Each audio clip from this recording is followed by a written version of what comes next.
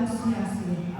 Dan kami bawa Tuhan segala roh yang tidak fokus, roh yang tidak remeh, hal-hal yang tidak berkenan, kami cabut di dalam nama Tuhan Yesus. Keluar dari tubuh, jiwa dan roh yang ada di dalam kami. Kami hanya undang Roh Kudus untuk bekerja di dalam kami, memaksimalkan pertemuan sehingga kami jadi orang-orang yang bertumbuh, berbuah, dinikmati oleh banyak orang. Amin. Terima kasih Tuhan. Dalam nama Tuhan Yesus, mengucap syukur dan berdoa. Pakai bibir lidah membangun setiap kami dalam dialog, dalam diskusi kami. Kami akan bawa pulang kami menjadi isi hati. Dalam nama Tuhan Yesus kami memulai. Haleluya. Amin. Amin. Shalom saudara-saudara. Shalom. Udah ngopi tadi? Sudah.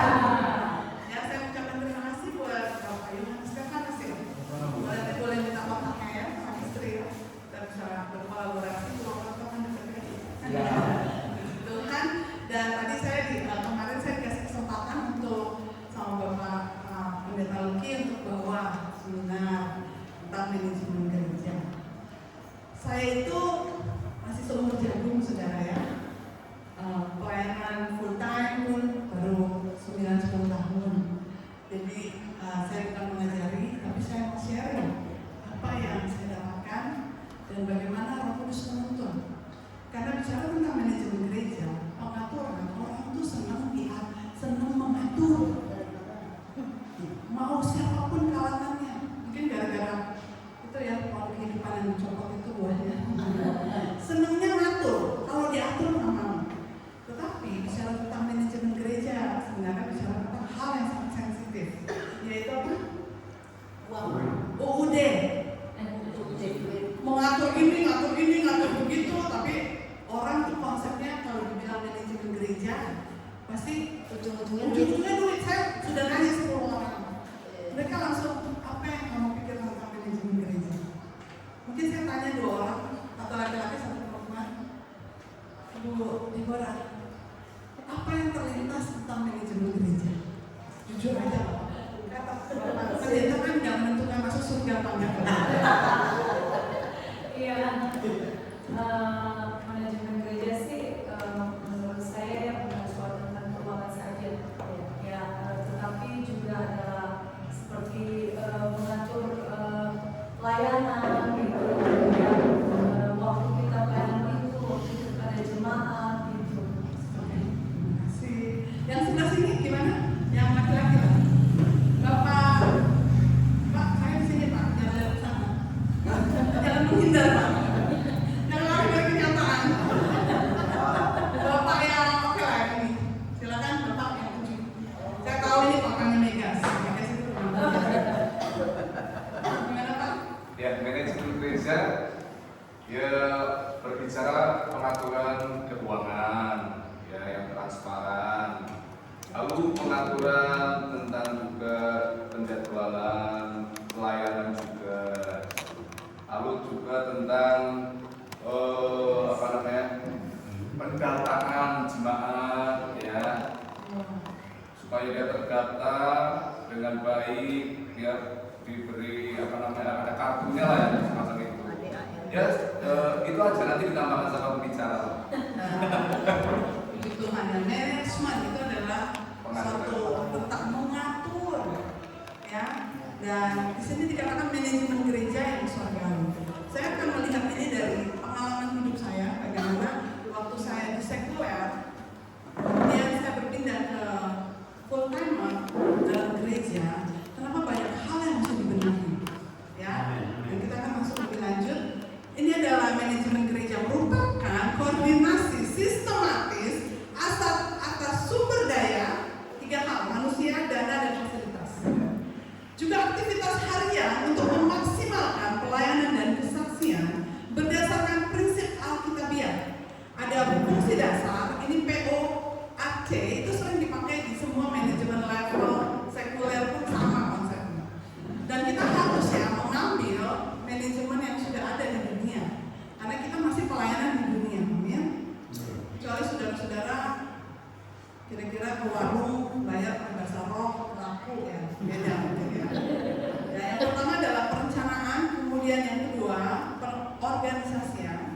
penggerak dan pengawasan. Yang pertama itu dilakukan adalah perencanaan.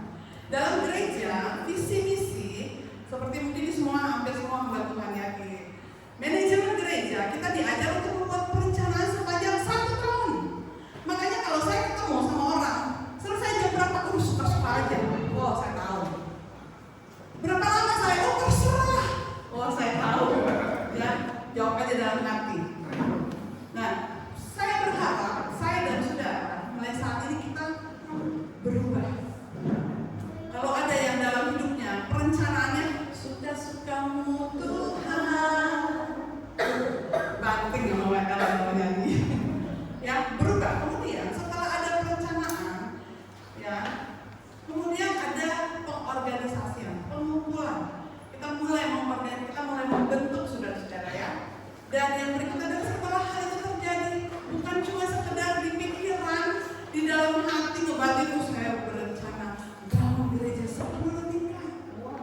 Ya, untung nggak rencana bangun menara Babel. Banyak sekarang gereja-gereja sedang bangun menara Babel. Bukan hanya di hati, pikiran, tapi mulai acting. Kita bergerak. Amin. Selama ini saya lihat mentoknya sini. Udah ada perencanaan, udah kumpul berapa orang pengurus, tapi bergeraknya tuh enggak, karena masih di awan-awan. Ngelihatnya rumput tetangga lebih hijau, benar. Seandainya gereja saya seperti ini, seandainya begitu, ya. Kemudian setelah adanya penggerakan, itu harus dilakukan semua pihak, saudara ya. Jangan merasa oh saya kan gembala, tinggal nunjuk gitu ya. Nah, inilah kuncinya dari manajemen gereja dan manajemen yang biasa adalah apa? Gembala itu menjadi mentor. Tapi kita akan sampai ke sini. Dan yang berikutnya setelah itu pengawasan atau controlling. Perlu. Kebanyakan dalam manajemen gereja berbeda dengan manajemen sekuler. Kalau manajemen gereja, pendetanya nggak berani bilang, hei kamu terlambat. Gara-gara kamu ibadah kita telat. Mohon maaf yang terlambat tadi. Ini contoh. Kalau benar sih bertobat. Kemudian saudara-saudara, dia nggak pelayanan, nggak izin, terus apa? Kasih harus lebih besar. Amin. Haleluya. Terus pendetanya lagi ngelamut besuk. Nanti aja minggu depan. Ya kan? Jangan dulu. Oke, kita lanjut ya. Di sini saya akan menjabarkan sedikit reguler, manajemen yang reguler. Ini ada di semua.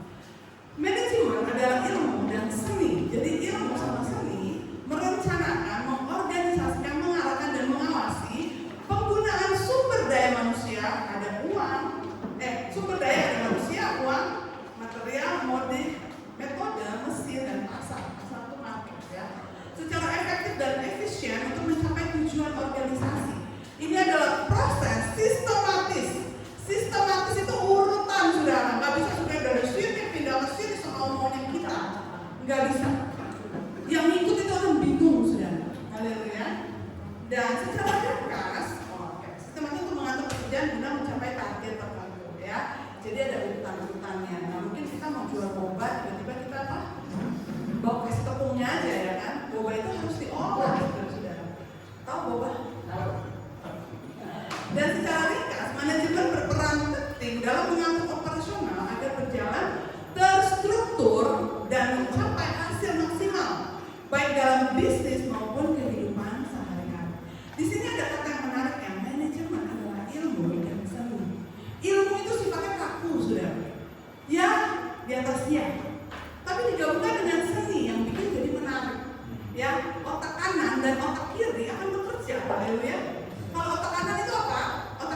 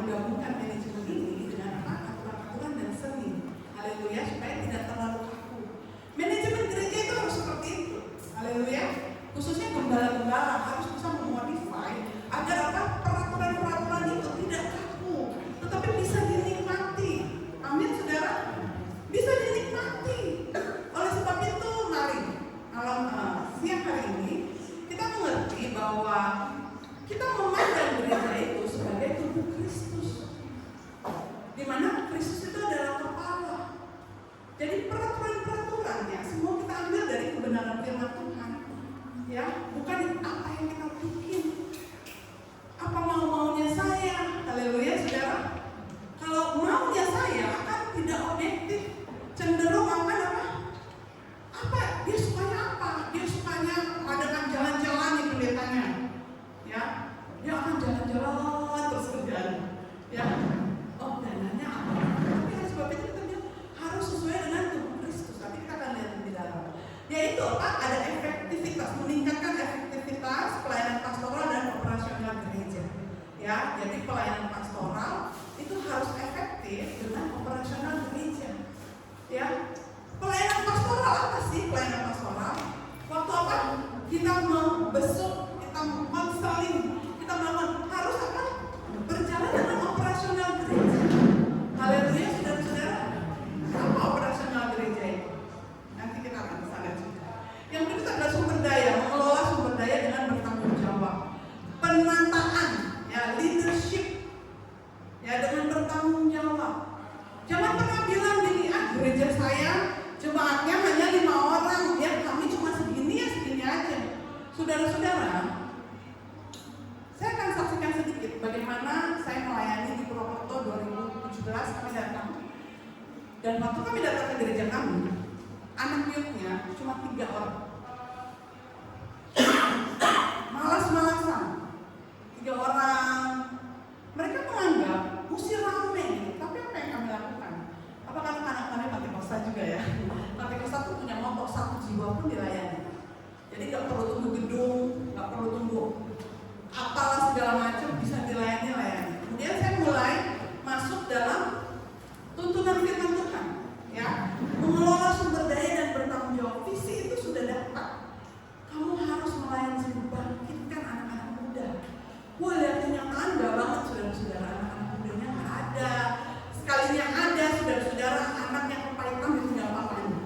Waktu saya suruh dia berdoa, cuma berdoa, pimpin doa 15 sampai 20 menit, gak keluar-keluar katanya. Baru mau ngomong gitu, tiba-tiba dia diam lagi karena dia itu terserang minder, diserang sama perasaan minder. Bapaknya nggak ada, hidupnya berkekurangan, stres, bisa. Oh, saya kan orang miskin, saya kan yatim piatu, saya kan orang berdosa, itu bisa.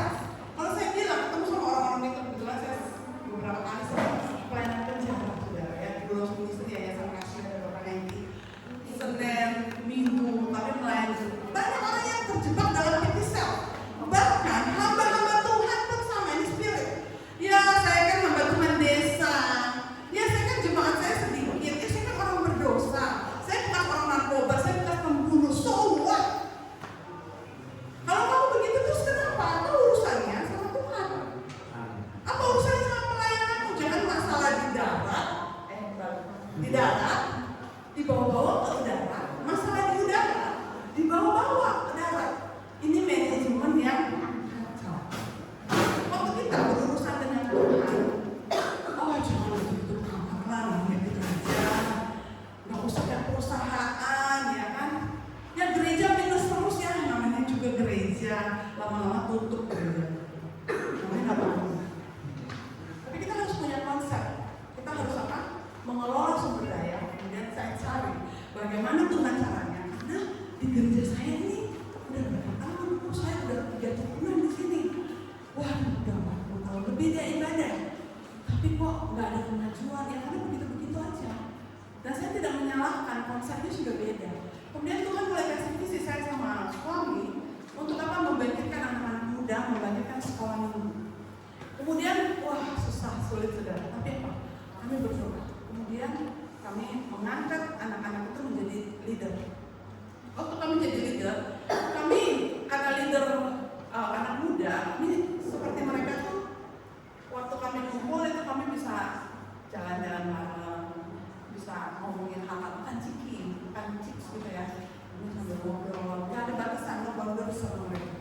Jadi mereka tuh merasa bisa ngomong. Setelah bisa ngomong itu saya bilang, ya kamu jiwa, tetapi jiwanya bukan dari gereja lain. Jangan bawa-bawa jiwa dari itu, kita pencuri saudara-saudara. Ya, isi apa? Oh, bikin perkumpulan, makanya banyak yang curiga. Isi nomor telepon, habis itu nomor teleponnya jemaat lain di lobby sama pengurusnya adalah pendeta. Kebetulan jemaat saya koordinatornya. Ayo kamu gereja sini aja, gereja sini nanti kamu berkembang, bertumbuh. Dia ngadu ke saya, tante, itu tuh kamu dapat nomor saya dari mana? Oh itu dari list hadir, daftar hadir. Makanya semenjak itu saya bilang jangan taruh nomor telepon. Kalau kasih nomor telepon polsek. Saya bilang, iya. Kemudian dia bilang ini, dia ngajakin saya ke gerejanya dia tante. Oh ya, yaudah, apa? Mungkin kamu bisa bertumbuh di sana. Gimana bertumbuh kan? Dia aja masih perintisan. Ini pendeta ngomongnya tinggi bener. Kamu di sana nggak bertumbuh di tempat kita. Saya sekalian curhat ya.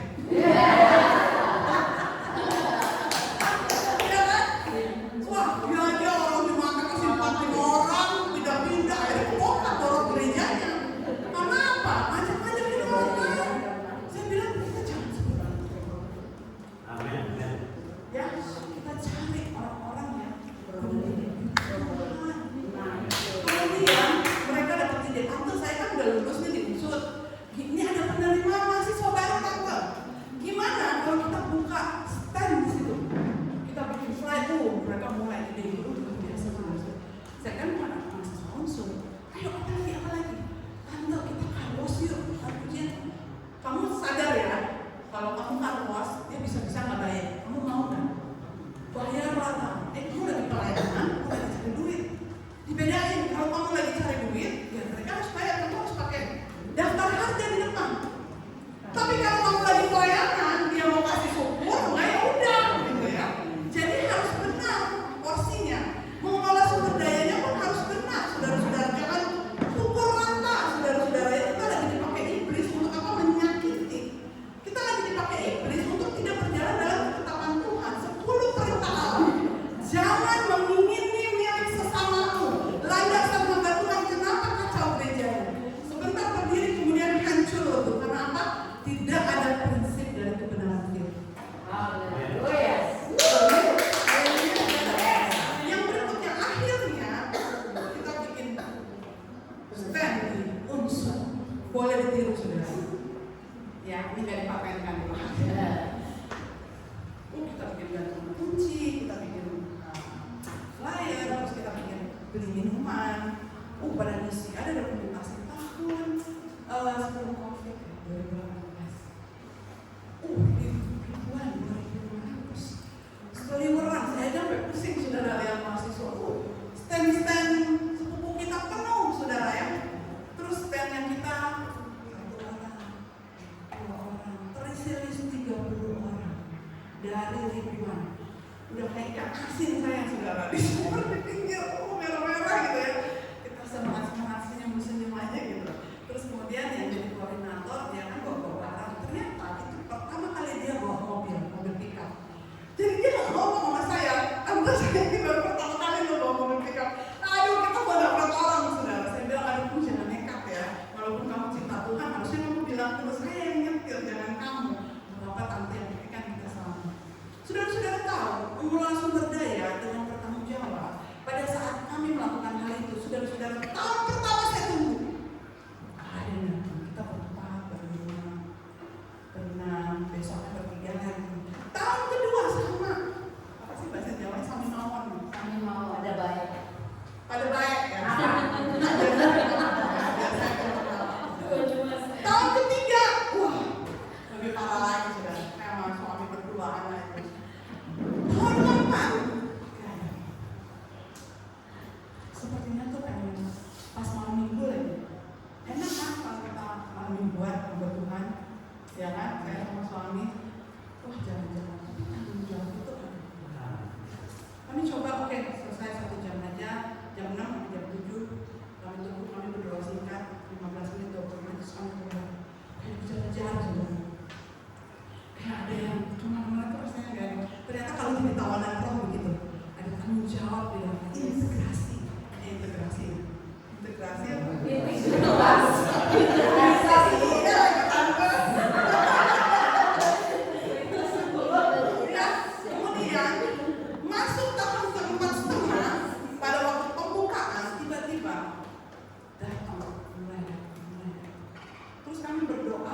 jiwa-jiwa non-Kristen.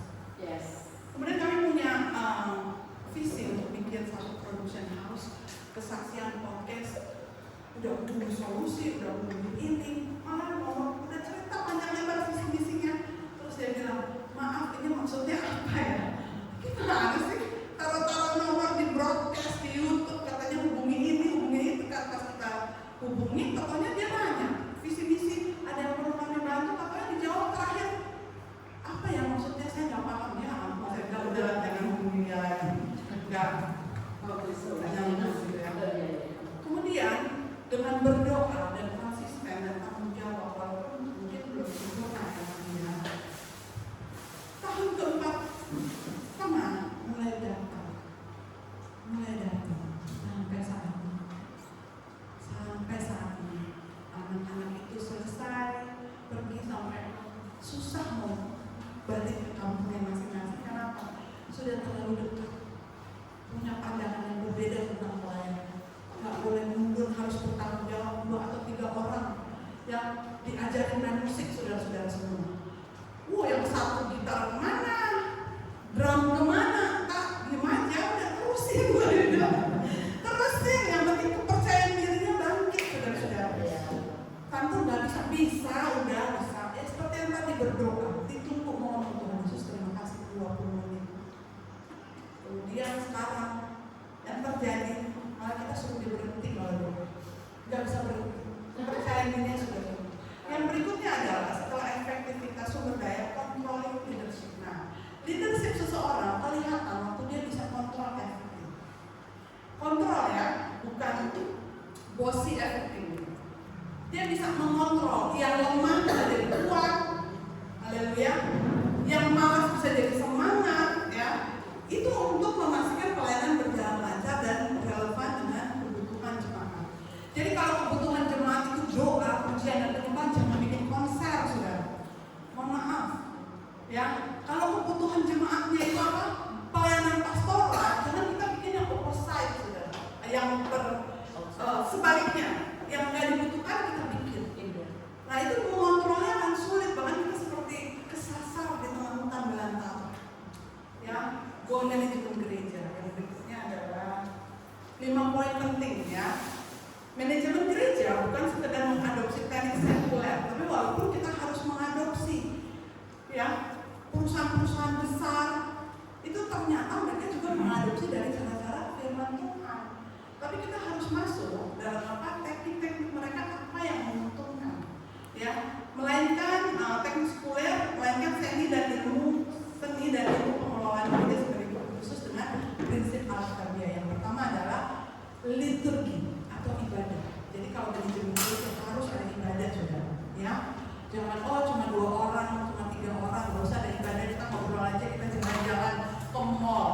Kemarin saya baru menegur, ya, leader dari anak-anak muda karena dia nggak semangat cuma 2 orang, kemudian kita ibadahnya di jalan-jalan ke mall, tante. Dia ngomong sama saya, to the point gitu ya. Kemudian pelan-pelan saya ngomong, kamu tahu nggak? Kamu bisa bikin konser apa aja, tetapi di dalam, kalau kamu mau berhasil, liturgi ibadah jangan pernah tinggalkan. Saudara-saudara, bangsa Israel, kenapa bangsa Mesir itu kena 10 tulah? Saya tahu ya. Kenapa Mesir itu mesti kena 10 tulah yang Tuhan?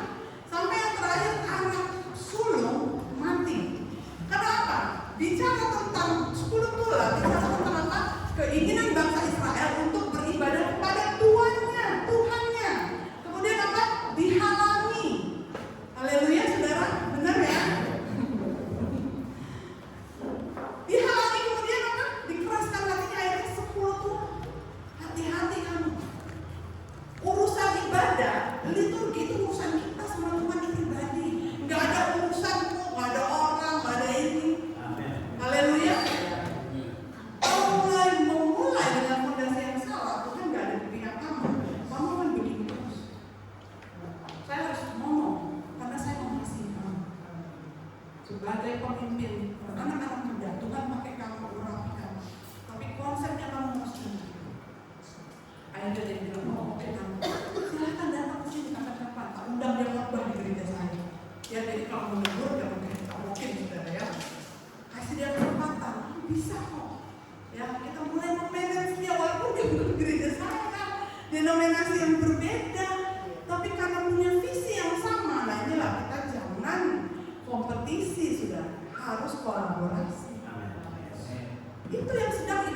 senang mendekonomi. Ya, persatuan itu dihancurkan. Suami istri, gereja kuat, keluarga kuat, gereja kuat, bangsa dan negara kuat. Dan kita lanjutnya kemudian yang berikut setelah liturgi harus ada yang namanya diakonia, pelayanan kasih. Ini banyak dilupakan. Saudara-saudara, kenapa ada gereja mega church? Kenapa ada gereja pendeta-pendeta yang maju bisa dari 10 sampai 20 sampai ribuan? Saya meneliti beberapa gereja, banyak saudara. Salah satunya itu ada di Jakarta Pusat, di daerah Malaysia. Luar biasa saudara, saya datang ke situ, ini gereja apa ya? Orangnya kayak semut-semut, ya memang pakai lesor sih. Keren juga nih ya, betah di sini, enak adem lah gitu ya. Wah, saya bilang luar biasa. Tapi ternyata, pas saya lihat, kenapa dia bisa berkembang? Setengah 4 pagi, gembalanya duduk di ruang doa. Amin. 3:30 duduk di ruang doa beserta tim berdoa. Baru saya bilang, Tuhan menjawab doa. Dia nggak meminta ribuan orang, dia cuma menyediakan fasilitas. Tapi itu yang terjadi. Dan hubungannya dengan diakonia, pelayanan kasih saudara-saudara. Banyak orang kita jawab dalam hati. Berapa banyak hamba Tuhan mengatasnamakan gereja, mereka hanya mau menerima. Padahal firman Tuhan bilang apa? Lakukan yang berkat berkat memberi. lebih bilang boleh apa yang menabur menjadi Tuhan. ada kan goncang. Haleluya. Dan saya melihat orang-orang hamba Tuhan yang maju secara finansial, karena ini hukumnya Tuhan, sistematisnya Tuhan. Seperti jemaat pun seperti itu, pelayanan kasih. Gereja itu nggak akan bisa berkembang kalau nggak ada pelayanan kasih, nggak ada sentuhan kasih. Sentuhan kasih itu bukan ngomong. Saya sering ngomong aja seember gratis kok. Oh kamu lagi sakit ya udah Tuhan berkati ya, cepat sembuh ya. Iya, semua orang belum bisa bilang begitu sih. Tetapi apa yang Tuhan taruh di dalam hati gereja pun seperti itu. Haleluya. Dan dari situ akan terbuka hal-hal. Jangan cuma narikin iuran aja, saudara. Diakonia. Di gereja kami baru terjadi. Lazarus tahu ya, Lazarus bekas kematian, saudara ya. Waktu ada orang yang meninggal, nggak bisa provide, nggak bisa memberikan layanan yang maksimal. Saya tanya sama belum saya datangin orang itu udah lari-lari, nggak datang. Kemudian saya gini, kenapa? Susah sekali kita ketemu ya, saya bilang gitu. Saya tahu dia merasa tertuduh mungkin ya, karena ada yang meninggal, dia harus bayar sendiri. Padahal dia Lazarus nagihin uang setiap bulan, dan saya tahu. Tapi karena saya merasa itu kesalahan saya, jadi kita selesaikan. Karena apa? Saya tuh cuma percaya aja. Oh iya dia Lazarus, saya nggak ngerti. Ternyata uang iuran itu cuma buat beli karangan bunga. Kalau ada yang meninggal, ngapain kalian persiapan untuk kalau ada yang meninggal? Beliin karangan bunga. Kalau ada yang meninggal, siapin pemakanannya yang benar. Gimana ini? Wah, ya, mudah-mudahan nanti kita lebih baik lagi. Jangan ngumpulin duit untuk sesuatu yang karangan bunga apa gunanya meringankan yang kematian. Gak ada, itu cuma kita eksis aja kalau ada yang meninggal ke gereja, bla bla bla namanya. Terpampang besar karangan bunganya. Kayaknya konsepnya beda loh saya.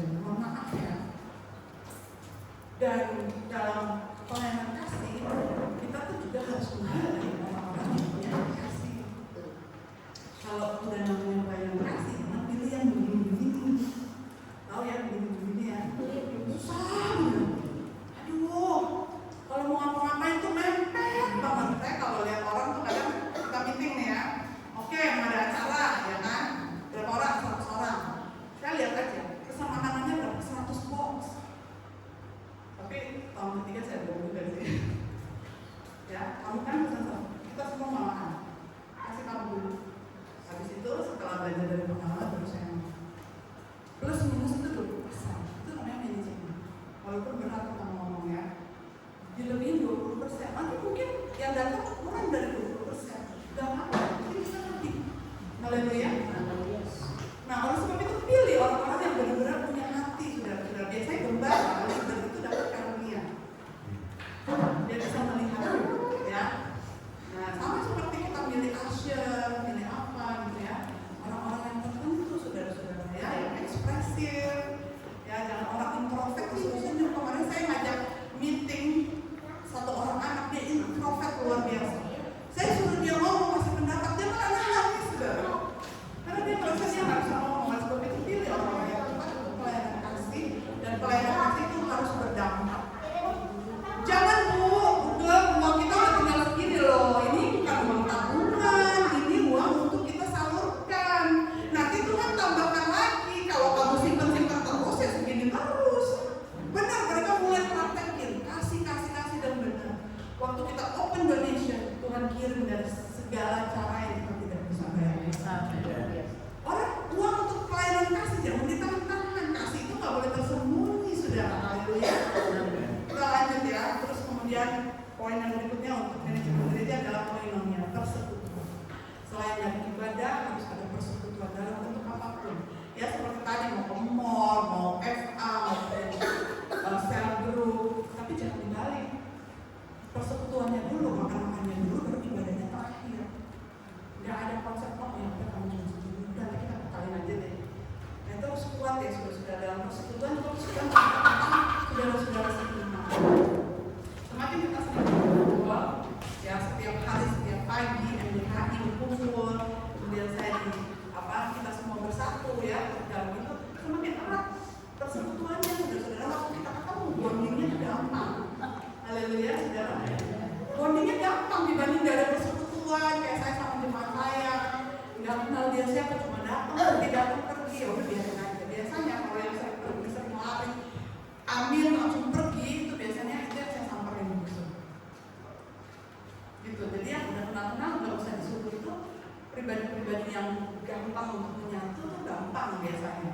Tapi justru pilih orang-orang yang hubungannya sama kita tuh kurang dekat. Itu yang harus kita lakukan pendekatan ya.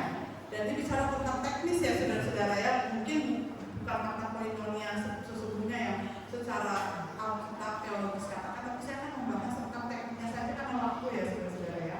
Yang berikutnya adalah pengajaran pemberitaan Injil. Ini penting saudara-saudara ya. Oleh sebab itu saya suka, saya punya pengalaman waktu saya datang dari Amerika. Tuhan ajak membawa kami ke protokol yang sana.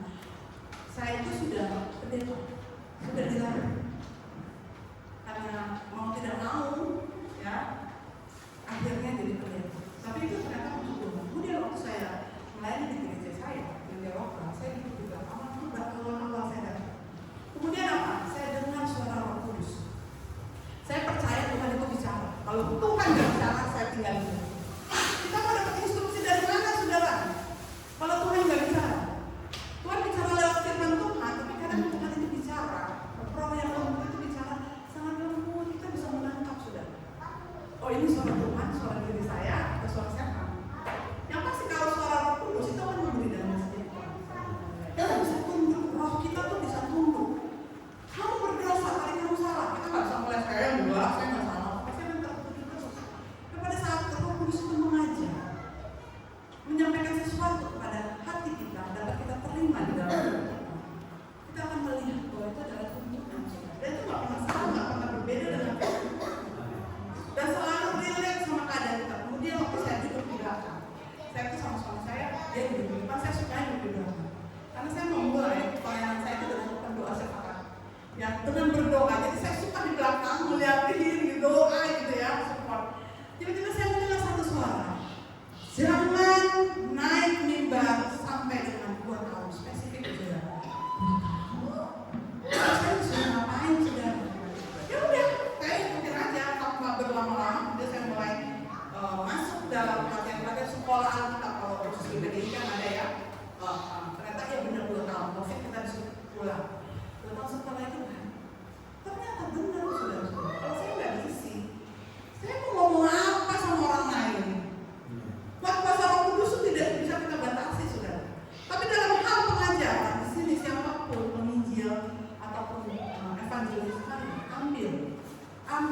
waktu masuk dalam pengajaran yang established. Mau pakai Kosta, mau GPDI, mau apapun silakan. Yang penting jangan gereja setan. Haleluya. Alirannya benar yang terpercaya karena satu tubuh, satu kepala, saudara-saudara ya. Bahkan saya sering belajar sekarang dari GKI atau hal-hal yang lebih dalam gitu. Walaupun tidak menghilangkan kuat kuasa Roh Kudus dalam hidup kita bekerja, siapapun bisa Tuhan pakai. Tapi konteksnya sebagai manusia kita harus apa? Verify. Ya harus bisa dicek, saudara. Amin. Nah ini dalam pengajaran harus diisi karena input dan output itu akan menentukan. Haleluya. Jujur, aman ya saya. Saya berdoa kita semakin haus sama Tuhan. Kalau kita belajar, ditanya sama dosen saya, kenapa kamu melanjutkan? Ya karena saya merasa saya belum tahu apa-apa, jadi saya pengen melanjutkan terus. Kalau kita udah merasa pintar, kayaknya nggak perlu belajar lagi. Tapi waktu saya masuk mulai belajar lagi, ada nyesel juga ya, kerja tugas, pelayanan, rumah tangga, terpaki-paki. Tapi yang namanya ternyata setelah saya tarik ke belakang, ada sesuatu hal yang ditambahkan. Seperti pengajaran, pemberitaan Injil harus sudah kita mempersiapkan Injil ya. Sebagai 5 poin penting. Kemudian yang berikutnya adalah materi saksi. Biasanya orang-orang misi itu punya saksi. Punya bagaimana cara dia masuk ke dalam hal itu. Dulu saya itu pernah ngomong begini, kebetulan saya itu, ayo kamu kita doa bareng. Saya bilang, aduh kenapa sih kamu ngajak saya berdoa, gitu. Jangan saya yang lain aja deh. Kenapa? Saya merasa saya itu dari background orang yang kepahitan, hancur lebur, sengaja merusak diri saya untuk apa? Balas dendam sama siapa yang bilang nggak jelas. Intinya saya kecewa. Saya membawa masalah di negara, dicampur ke darat, masalah di negara nggak campur. Orang kalau udah sakit hati itu seperti itu. Kalau kecewa dan tidak dibereskan, akhirnya akan menghancurkan diri sendiri. Kemudian waktu saya masuk dalam pelayanan, saya selalu merasa tidak layak. Itu roh pity self. Mengasihani diri, kalau saya kan bekas orang terus, saya kan bekas narkoba, saya kan mungkin bekas inilah, saya nggak layak di dalam Tuhan. Kalau lama kelamaan itu akan menghalangi perjalanan iman kita tolak dalam nama Yesus. Itu namanya pity self. Seolah-olah rohani, oh iya saya kan udah mampu, nggak bisa berdoa, ya udah tak sabar tak tungguin 6 bulan, setahun. Tahun ketiga anak saya mampu. Mau saya tungguin berapa lama lagi sampai tutup mata baru bisa berdoa. Kayaknya dari tahun sih saya jelaskan secara rinci karena kita sudah dekat ya. Dan itu secara pribadi saya lakukan, tidak saya depan orang gitu enggak. Tapi memang kadang saya itu kalau saya ingat langsung saya utarakan. Tapi karena sudah ada punya pembalaan yang harus sedikit kalem, ya kan? Udah banyak aku di sini. Ya, kemudian saya bilang, gimana sih ya? Saya jangan dijadikan tukang obat loh. Ngomong banyak lebar, kamunya nggak action. Ya udah kalau gitu, saya program malam. Kemudian saya belajar. Saya tanya, kenapa yang menghalangi kamu untuk berdoa, bersaksi tentang dirimu? Dia itu jangan merasa tidak layak. Dan saya layani dia, kemudian sekarang dia itu menjadi berdoa. Dan kesaksian hidup itu harus berdampak, saudara-saudara ya. Oleh sebab itu kita akan masuk ke dalam ini sama ini 6M. Siapa yang suka M? 1M, 2M? 6M apa nih ya? 6 unsur manajemen dikenal dengan sebagai 6M. Ini adalah elemen dasar.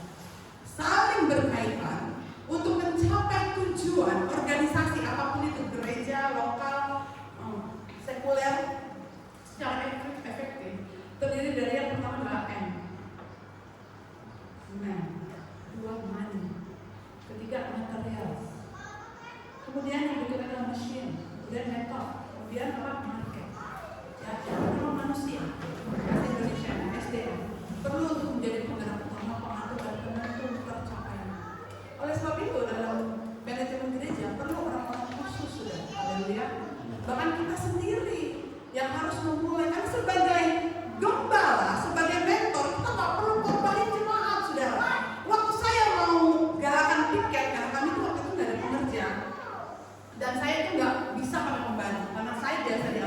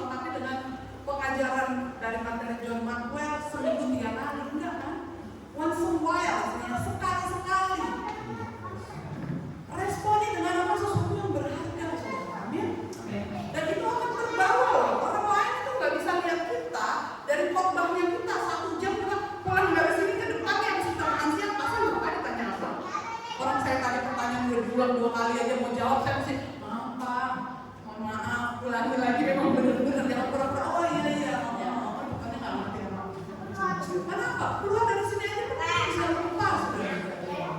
Ya, soalnya dia nyangkut. Gak ada yang saya keluar dengan santai. Saya kan keluar rambut. Tapi saya selalu rekam juga sih, supaya kalau saya ada yang salah dimaafin aja. Kadang mau ngomongnya ini ya keluarin, saya rekam selalu ya untuk mengecek. Kemudian yang kedua adalah ruang. Kemudian ada yang bertanya tentang mamon. Mamon itu dijadikan sahabat. Haleluya. Orang yang anti-anti, oh enggak, enak tuh, enggak usah uang itu belum cemburu sekarang. Ya uang itu penting. Karena apa? Mamon itu diajak bersahabat. Waktu dia suruh naik, dia naik. Ini naik, ya kan? Makan di atas. Haleluya. Karena money, uang itu dibutuhkan untuk modal dana yang diperlukan untuk membiayai operasional gaji dan pembelian bahan. Amin. Ada satu anak yang bertanya kepada saya di Amerika. Waktu saya jadi guru sekolah minggu, sekarang aku udah gede sekitar ya 9 tahun yang lalu. Saya lagi ngajar di sekolah. Kemudian dia bawa duit $5. Kemudian dia bilang, "Tante, I wanna ask you. Saya mau tanya kamu, kenapa kita perlu kasih offering di gereja?" Saya nggak siap ditanya gitu sama anak kecil. Terusnya ngerti nggak ya dia? Ya udah nanti ya kamu selesai kita ngobrol. Selesai ibadah saya beres-beres. Saya pergi tinggalin dia. Dia kejar saya. "Tante, you haven't answered my question," katanya. "Kamu belum jawab loh pertanyaan saya." Tuhan tolong, jangan salah ngomong ini nih ya. Kemudian, oke, tunggu ya. Yesus. Kemudian, oke, tiba-tiba kling. Roh Kudus itu luar biasa. Kalau kita minta hikmat, dikasih hikmat. Makanya kalau ada orang putus asa itu saya rasa dia kurang menjaga hubungan. Karena di masa-masa yang sangat penting aja, Roh Kudus bisa kayak gitu, kasih pencerahan. Kemudian saya bilang, namanya Kathleen. Sini nama Kathleen. Kalau ada saya suruh bertobat sih. Kathleen, waktu itu pas Desember atau Januari, musim winter. Kathleen, sekarang di luar apa? Snow time. Oke. Kita di mana? Di dalam gedung. Oke. Terus kamu lihat kita kedinginan apa kepanasan? Kita warm kan? Hangat, karena ada heater. Terus kita gelap apa terang? Oh, ada lampu terang. Nah, what do you think? Menurut kamu ini kita bayar atau enggak? Kita harus bayar nggak bilnya ini, heaternya, gedungnya, mortgage? Kita harus bayar nggak? Ya dong, kita harus bayar. Ya udah, itu offering kamu buat itu, buat membantu pekerjaan Tuhan. Atau mau kita sama-sama ke lapangan aja, ke samping, kita kena snow, kita ibadah, kan nggak usah bayar. Dia mikir sudah semenjak saat itu kalau ngasih offering, Tuhan sudah paling pertama dia dulu. Dia nggak bertanya lagi, pokoknya karena Tuhan takut untuk ngomongin duit. Bahkan suami saya sendiri saya ngomong, Tuhan itu nggak butuh uang kita. Korek selesai.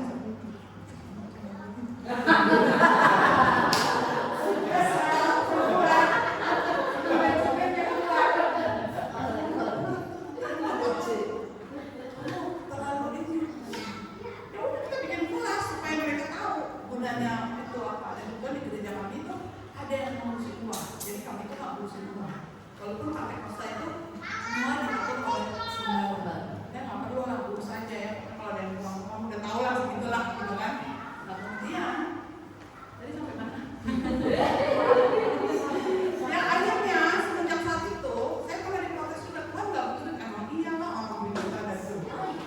Waktu saya mau ngomongin soal uang, ada yang pesan sponsor, Bu ngomongin soal perpuluhannya. Kalau Tuhan nggak suka, kan saya ngomong. Tapi waktu nggak disuruh apa-apa, tiba-tiba Tuhan bilang ngomong soal perpuluhan, ngomong soal taburan, ngomong. Saya tanya, terus ada banyak yang, Tuhan kalau salah. Waktu ada dorongan untuk mengatakan tentang uang, mamon, tentang perpuluhan, taburan, beritakan, karena itu adalah momen Tuhan mau membangun penciptaan manusia. Apa yang mau tabur itu yang pertama. Haleluya. Itu sistematisnya surga, sistematisnya Alkitab. Sudah dicatat seperti itu. Ada yang ribut-ribut soal perpuluhan lah, soal inilah. Saya bilang udahlah, nggak usah banyak ngomong. Biasanya terlalu banyak ngomong itu yang nggak pernah ngasih saya. Terlalu banyak protes soal duit itu yang nggak pernah ngasih. Benar nggak? Maksudnya. Kalau orang yang murni hatinya melakukan firman Tuhan,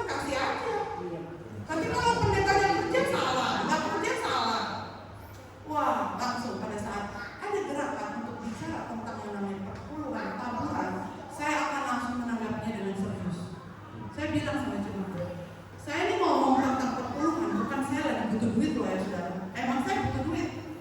Saya nggak beli apa-apa tuh pakai daun. Saya butuh duit. Tetapi apa saudara-saudara? Tuhan tuh lagi mau bicara. Tuhan itu lagi mau membuka isi hati kita untuk kita melakukan ketaatan. Haleluya. Emang Tuhan butuh duit kita? Tuhan nggak butuh. Tuhan nggak butuh sama sekali. Tapi saudara-saudara, pekerjaan Tuhan membutuhkan. Kemudian mulai pengajaran itu kami beri. Kemudian ada yang protes. Oh, ngomongin soal perpuluhan ada aja. 50 orang, 100 orang, 100 pendapat. Kita harus bisa membeli. Kemudian pendeta juga bisa mangkal. Saya juga bisa marah, bisa gondok. Sini ada yang marah. Yang suka marah-marah. Kemudian saya ngomong begini sama jemaat saya. Waktunya Tuhan menyatakan kebenaran firman Tuhan menyebutkan hati. Amin. Nah, Tuhan bisa memberkati dari segala hal. Saya mau tanya di sini, jemaat, apa ada yang perpuluhannya ditagih? Setiap bulan banyak yang datang ke gereja karena takut kasih perpuluhan. Kalau minggu pertama dia nggak ke gereja, hatinya tuh keras banget. Kalau minta-minta, kalau saya itu nanti saya bukan diri Tuhan ya saudara. Kalau minta Tuhan berkatilah aku, tapi giliran melakukan ketaatan kabur dia. Benar saudara. Kalau orang-orang yang marah-marah kita bisa lihat janji firman Tuhan itu nggak sih. Sesulit-sulitnya kita Tuhan itu campur. Saya tanya sama jemaat saya. Di sini ada yang pernah perpuluhan ditagih? Atau punya pengalaman sebelumnya perpuluhan yang ditagih? Kalian tahu nggak? Kami hamba Tuhan ditagih loh. Setiap bulan telah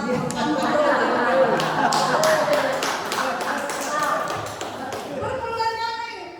Gereja para kreator belum bayar 2 bulan. Terus jumlah kelihatan jumlahnya.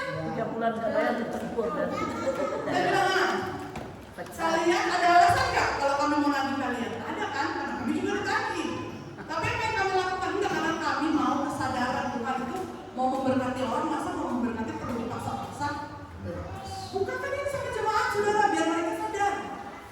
Emangnya ya kita takut untuk melakukan ketaatan diajari. Mungkin mesti dipaksa dulu pertamanya, kemudian berikutnya material ya, bahan apa? Bahan mentah atau bahan setengah jadi yang diolah untuk menghasilkan produk. Material apa yang kita butuhkan? Di gereja itu apa yang kita butuhkan? Dibuka saudara-saudara ya. Gereja ini membutuhkan seperti ini apa namanya? Tapi tempat duduk, membutuhkan OHP, membutuhkan pendingin untuk kenyamanan. Dinyatakan saudara-saudara, dan jangan heran waktu berhubungan dengan hal-hal yang kita butuhkan ada saja yang protes, pasti ada yang protes. Waktu kami waktu gereja kami, ya karena gereja sudah tua sekali, waktu kami datang tiba-tiba meledak-ledak dari bawah dari atas. Saya pikir ada bom, ternyata dari intinya apa? Kalau terlalu lama ya katanya ya. Pas kita lagi doa Jumat bunyi kayak bom, kaget saya. Pas kita doa Sabtu pagi bunyi lagi, kemudian sampai akhirnya ininya zaman dulu kan pakai PL ya sampingnya di nimpa. Nah jemaat ketakutan nimpa baru mereka mau membangun sudah. Kalau belum ada yang jatuh-jatuh mungkin sampai jadi museum kali di gereja akan dibangun. Karena begitu teman-teman, saya bilang rumahku menjadi reruntuhan sedangkan kalau sibuk membangun rumahmu masing-masing. Akhirnya kemudian rumah gereja kami dibangun, kami cuma bilang mau betulin lantai sama dinding. Saya ke Amerika 3 bulan. Waktu saya ke Amerika 3 bulan, ternyata gereja saya itu sedang membutuhkan pintu. Karena di Amerika kalau musim winter pintunya rusak, heaternya nggak bekerja, masuk ke udara bumi. Ya jadi heaternya bahkan dibuang. Kemudian waktu itu sudah habis selesai saya pelayanan, mereka itu pencarian dana saudara ya, bukan pencarian dana. Kemudian mereka bilang kita membutuhkan sekitar 15.000 untuk bikin pintu. Dalam hati saya, saya lihatin ini, ya ampun 15.000 itu berapa? Hampir 250 juta saya bilang begitu ya. Cuma pintu begini aja nggak ada modal gitu kan. Kemudian sudah selesai mereka pada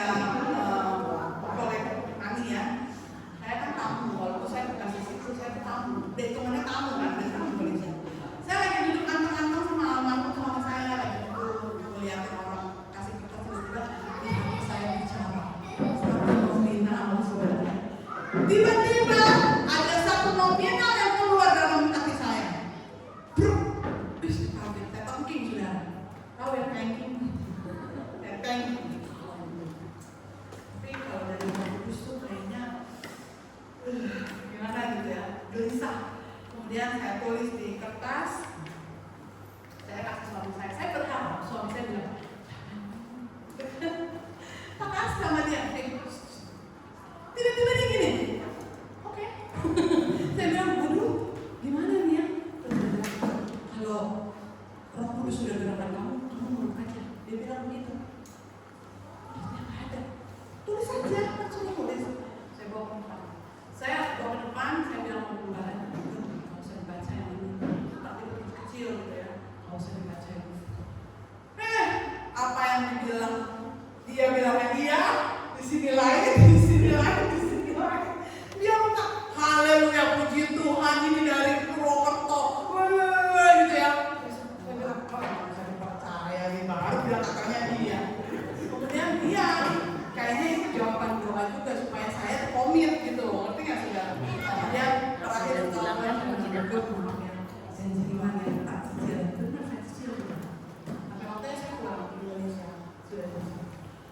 Dan yang bikin saya terkesima, saudara-saudara, saya pulang waktu itu gereja saya terakhir bikin di Mukarniawan. Karena sedang bilang, waktu saya datang ke gereja saya lihat gereja saya sudah terbangun begitu luar biasa. Sudah jadi hanya dengan 30. Saya sampai bingung. Kemudian saya duduk berdoa. Dia mau terus ingatkan waktu nabur sudah, itu rasanya sakit. Yang namanya korban itu tak ada masih, ya kan 2M gitu ya, tak ada. Kayak gimana? Aduh Tuhan minta nih. Ada juga enggak dangannya ya kan? Janji iman kita nyampe nggak? Dan saya disadarkan apa yang Tuhan pernah. Ya, kalau ekspektasi sesuatu itu saya tidak merencanakan. Tidak tahu juga kalau akan ada pintu yang rusak. Tapi kami kan sedang bangun gereja karena urgent. Dan di situ Tuhan, ya saudara-saudara ya, menepati janjinya kepada kami. Dan apa yang dibutuhkan dalam 6M yang harus unsur manajemennya harus ada. Dan saya katakan mungkin kita terbatas saudara-saudara ya. Di awal saya bilang jangan pernah merencanakan menara Babel yang kita nggak bisa meraih. Tapi mulai rencanakan.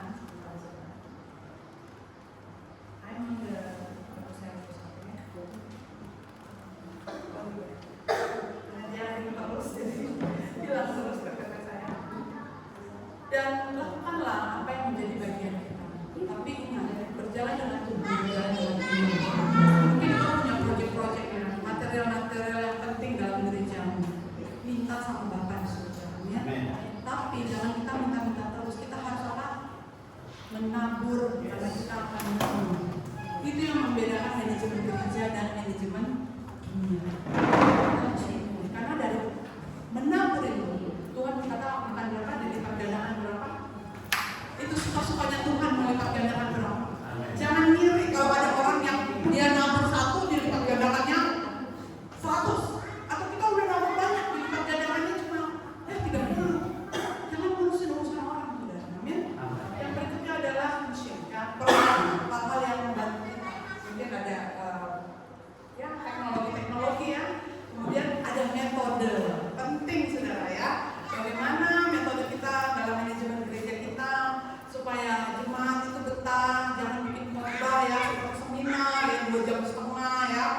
Nanti totalnya udah aneh. Saya punya pengalaman saudara-saudara ya, hamba Tuhan yang di sini saudara yaitu terlalu bersemangat. Emang karunia itu penunjiran ya, basicnya penunjiran. Dia bukan kalau seminar kan 4 jam. Teman saya tuh ngomong, kita pakai bahasa kita. Lu kan sama Tuhan lu bilangin dong, ngerti ya? Bilangin dong. Kenapa emangnya? Aduh katanya. Masuk di mana, keluar di mana, dia nggak usah keluar katanya. Kalau asal ngomong, dia nggak tahu mau keluar di mana. Pentingnya pengajaran, amin. Pentingnya pengajaran, supaya kita nggak aneh gitu. Kemudian saya datang, benar sudah 4 jam. Nggak tahu mau kemana. Lupa lah orang. Batas maksimum itu 30-40 menit. Mungkin di sini juga harus pada lupa semua. Nggak apa-apa sih, nanti minta ingatkan robot.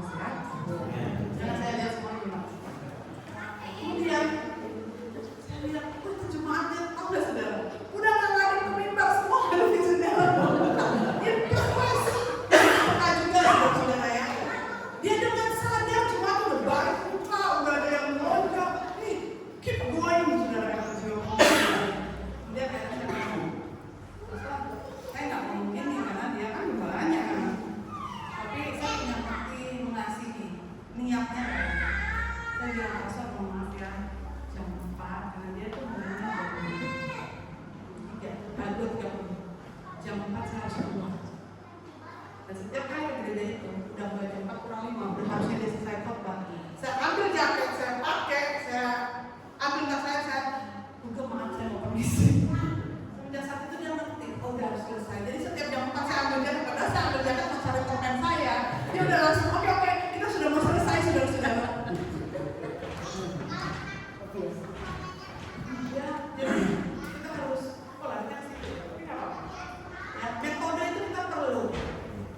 Berapa lama kita beribadah? Berapa lama audiens itu bisa dapat bertahan juga? Amin.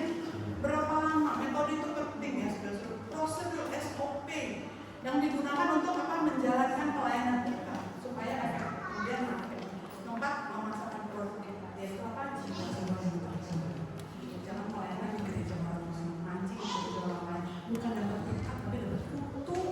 Amin. Beberapa jiwa yang dapat gereja saya langsung pulang. Saya tahu kembaliannya dia. Tapi kebanyakan saya konseling, 90% yang saya konselingin cuma gereja lain. Tapi tujuannya baik sudah. Karena mungkin dia merasa saya orang netral. Ya, gak apa-apa. Tapi asal jangan sebatang ya. Ya udah, kita gereja jam 8. Datang ya besok ya. Kita naik pencuri domba sudah. Pelayananmu bukan dapat berkat, kau dapat kutu. Saya suruh pulang. Ada yang tiba-tiba karena banyak anak muda, dia mau sekarang jadi apa koordinator kita. Dia dari kerja mana? Kemudian saya bilang, ya udah, atau saya mau dong bergabung di sini. Kamu kerja mana? Kerja ini. Saya bilang mau enggak, saya tuh dari luar kota. Saya cuma baru datang, jadi saya kerja itu. Tapi saya bukan apa di situ. Oh ya udah, kalau kamu belum serius, silakan baru datang. Tapi kalau kamu udah berjemaat di situ, jangan pindah. Kamu tanam cabut, belum tentu di sini tuh lebih bagus. Sampai ada satu hamba Tuhan, Pak Petrus. Dia ngomong, saya baru lihat gue gembala kayak gini. Dapat jemaat kok bukannya suka kok, bukannya senang malah disuruh. Saya mah tanggung jawabnya sama Tuhan. Haleluya, puji Tuhan, amin saudara-saudara. Di sini pencuri. Ya saudara. Kalau memang itu jadi bagian kita, itu akan jadi bagian kita. Yes. Dan saya mulai berdoa buat jiwa-jiwa dari seberang. Benar Tuhan. Yang baptis. Dan sekarang melayani semuanya dari Muslim. Haleluya. Saya nggak ada beban melayani mereka. Influencer program. Ya. Dibaptis. Udah saya bilang jangan share. Ini intern aja. Dia malah pasang di IG-nya dia. Wah itu pendetanya saya kenal tetangga saya malah jadi ramai. Karena ada undang-undang sekarang ya kita harus berhikmat. Enggak, tantenya waktu saya menyatakan iman saya senang jadi orang Kristen. Pakai salib, kamu salib gede-gede. Ya ketemu sama orang tuanya. Ya kalau udah dewasa ya kita baik-baik dengan baik. Dan mulai punya orang-orang Muslim yang sekarang apa? Datang ke gereja. Saya lebih gak punya beban. Walaupun mungkin gak banyak. Kalau mau diterima banyak, bisa 2 kali 3 kali ibadah. Tapi bukan seharusnya seperti itu. Itulah ya yang menjadi tempat kita, market kita, tempat kita memasarkan produk kita itu adalah kebenaran firman. Jangan melenceng dari kebenaran firman. Ya, jangan memilih sesamamu. Kuduskanlah hari Sabat. Ada gereja-gereja yang apa? Enggak bikin ibadah. Hari Minggu, karena keterbatasan ininya nggak bisa ibadah. Saya bilang itu kurang tepat. Apapun yang terjadi, mati lalu pun kita pakai kitab sama musik. Semenjak saat itu terjadi, saya bikin ibadah akapela supaya jemaat gak terlalu tergantung sama keyboard sama gitar. Akapela aja. Ayo kita akapela semua. Dan benar ya, yang berikutnya adalah kombinasi. Manajemen gereja berhasil melibatkan kombinasi kepemimpinan rohani yang kuat dan administrasi. Ya, dari SDM, kemudian ada apa? Ada sistemnya, saudara-saudara, dan cara menjalankan misi gereja. Visi ilahi dan kepemimpinan pelayanan, servant leadership, ya, di mana pemimpin harus memiliki visi yang lahir dari doa dan pimpinan Roh Kudus. Ya, visinya itu apa? Visi di gereja kami adalah membawa jiwa kepada Kristus. Ya, berarti jiwa yang belum mengenal Kristus. Ya, visi itu harus dihidupi. masuk ke Februari, saya bilang kok kayaknya nggak ada movement sih dari visi ini. Ayo dong kita ada movement dong. Visinya udah Tuhan kasih loh. Misinya kita gimana? Waktu Tuhan kasih visi, kita tuh dituntut untuk melakukan misinya. Jangan anggap enteng saudara, oh terlalu berat. Saya dapat visi 1 million book. Waktu apa ada anak yang bunuh diri gara-gara orang tuanya nggak bisa belikan buku. Kemudian saya dengar di Zoom pertemuan khotbah. Mohon maaf. Cuma ngomong kasihan dalam hati. Tiba-tiba Roh Kudus tegur saya. Itu cuma kasihan aja. Karena memang saya kasihan. Cuma aku kenal buku saya bawa keluar. Saya ngumpulin buku anak saya udah baca masih kosong. Cuma kasihan aja, nggak akan berimpact. Ada mungkin kemudian jelas visi 1 million buku. Saya semangat kalau saya ambil kalkulator langsung loyo saya sudah 1 juta buku tulis. Pas saya hitung paling mudah 25, 1 juta berarti 25 sampai kapan Tuhan, sampai malam-malam saya ngumpulinnya. Kemudian saya mulai sharing sama almarhum suami saya. Kemudian dia bilang berdoa kalau visi itu kuat ada tanggung jawab Tuhan yang turun prioritas. Kemudian saya mulai share. Saya bilang ini kita kayaknya membantu Tuhan cuma ngomong kasihan, gak ada efeknya. Iman tanpa perbuatan tidak. Mari kalau tak keberatan, saya bikin yang itu. Dan di sini saya nggak minta duit. Saya cuma minta saudara bergabung di dalam grup itu. Saudara donate 1 buku tuh di Tokopedia saya lihat 25.000. Ada yang 21, ada yang 20. Terserah lah mau berapa. Yang standarnya cukup banyak. Mari mulai beli. Saya nggak butuh duit, saya nggak minta duit. Beli bukunya. Di grup ini ada hamba-hamba Tuhan yang misi di daerah. Kita bisa saling memberikan kepada bisa. Dan anak-anaknya itu, Deborah alamatnya mana? Tak kirimnya pakai Tokopedia. Langsung dia terima untuk pelayanan ke daerah-daerah bisa disalurkan dengan bukti yang benar. Pada saat hamba-hamba Tuhan dalam dan luar negeri dengar itu, Bu, ibu ini unik loh. Terus saya pikir saya mau dimarahin. Aduh, ampun Pak, saya bilang. Ibu ini unik loh. Baru saya lihat orang bikin ya, gak minta duit itu baru ibu. Yang ada saya gak butuh duitnya Pak, saya cuma butuh bukunya. Gitu. Mari Pak bergabung. Saya waktu mau launching 8 Maret kemarin, 9 Maret itu sebenarnya mau launching ya. Saya mau add semua, sudah pada ready. Mohon maaf saya tidak menerima dari yayasan. Saya bilang, yayasan sudah banyak menanggung. Saya ini mau memberkati hamba-hamba Tuhan yang di daerah. Yang waktu dia pelayanan, kenapa orang nggak pernah mikir anak sekolah minggu, selalu mikirnya orang-orang tua gitu. Anak sekolah minggu ini waktu dia dikasih, atau kami tuh ada umum yang lewat gereja kami, kemudian anaknya itu kita kasih sesuatu. Ya. Setiap kali lewat anak itu menoleh saya dan guru saya, dia nggak bisa lupa soalnya. Kalau orang gede dikasih sesuatu besok juga udah lupa. Benar nggak benar? Oleh sebab itu saya visinya kanan, dan itu akan dia punya. Kekristenan itu tidak bawa agama maksudnya. Amin. Kita nggak mencoba untuk menjadikan orang-orang itu jadi Kristen, tapi kita spread the love, kita tebarkan kasih. Ya. Dan 9 Maret harusnya orang masih, tetapi orang kami suami saya berkeluar. Jadi saya tunda 1 million. Mohon maaf nanti waktunya akan kembali ketika pada DDR kita akan melaksanakan misi itu. Dan jujur saya tuh nggak bisa mikir ya, nggak bisa konsentrasi, saya takut salah nanti. Jadi tunggu waktunya saya tenang dulu, kemudian nanti kita akan melanjutkannya boleh. Ya, banyak yang menunggu juga ya, seluruh Indonesia dan dalam dan luar negeri. Engkau terbeban dengan jiwa-jiwa, nggak usah ribet. 1 bandar 20.000 sampai 20.000. Memberkati hamba-hamba Tuhan yang punya misi buat anak-anak, kita kasih mereka. Amin. Mungkin kau tak punya jutaan, mulai berangkat dengan iman dan kau lihat apa yang tabung itu yang begitu. Dan visi ilahi itu tergantung dari pemimpin. Oleh sebab itu hari ini bukan kebetulan saya bicara dengan pemimpin. Bukan tanpa kebetulan, saudara-saudara dipilih Tuhan. Karena Tuhan melihat ada sesuatu di dalam diri kita. Haleluya. Ada sesuatu yang Tuhan percaya. Jangan lepaskan itu, jangan sepelekan hal itu, saudara. Waktu saya lihat pelayanan, aduh kayak begini, udah gereja udah kayak haunted house, ya, beda-beda tipis sama rumah hantu. Kalau lihat begitu kita jadi mundur, saudara. Tapi apa yang kita bisa lakukan itu tergantung dari leader. Dan kita ada perencanaan planning, strategi. Bicara tentang strategi, saudara. Banyak orang yang punya planning, sekedar planning, tapi dia nggak punya strategi. Tukang bakso itu luar biasa loh, hebat loh. Bakso yang begitu pakai air udah sering, dia jual bakso yang pakai tusuk. Laku keras, saudara. Dia bilang dibanding saya jual bakso kuah, ini lebih laku, pentol, pakai ini anak suka. Itu strateginya, saudara. Oleh sebab itu gereja sebagai pemimpin, manajemen itu harus dinamis. Haleluya, saudara. Harus bisa mengikuti zaman tanpa apa? Tanpa penentangan dengan firman Tuhan. Haleluya.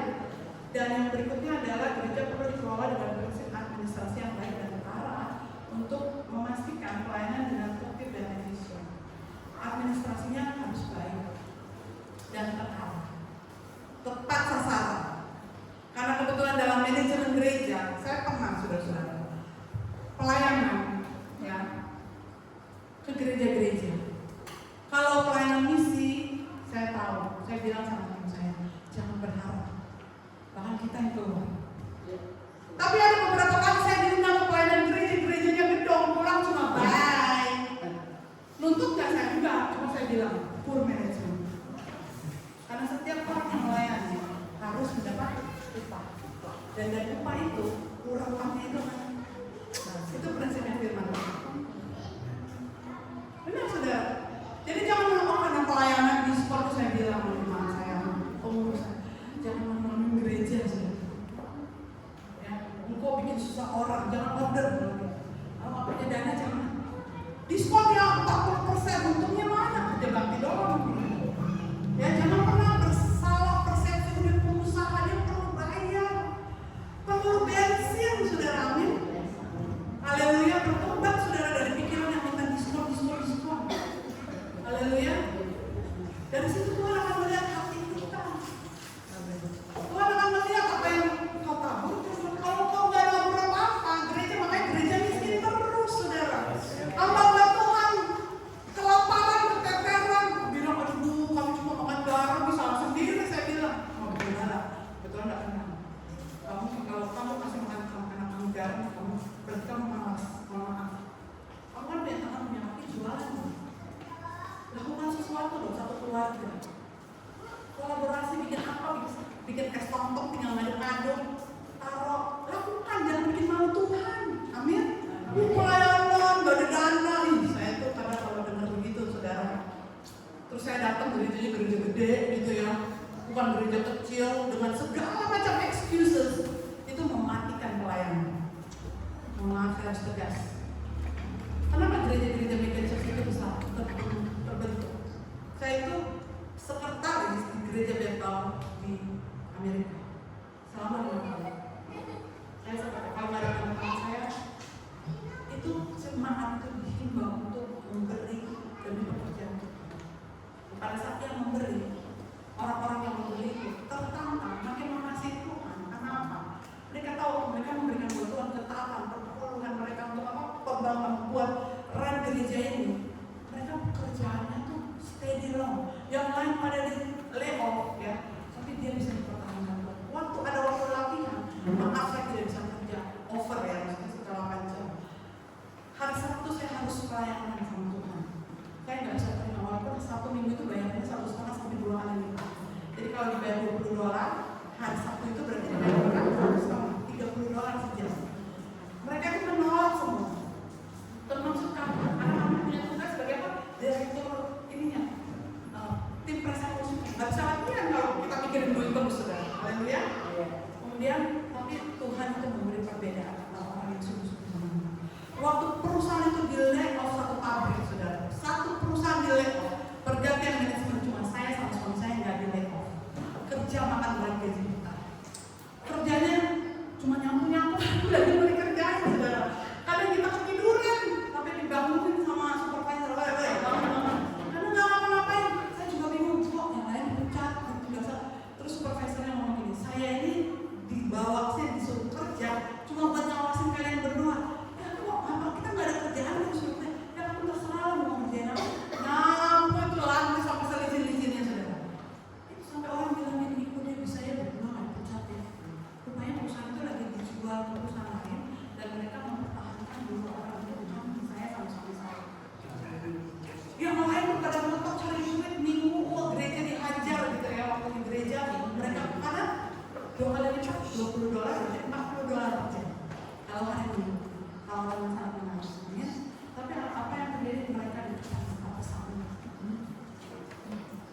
kerja sampai bagaimana.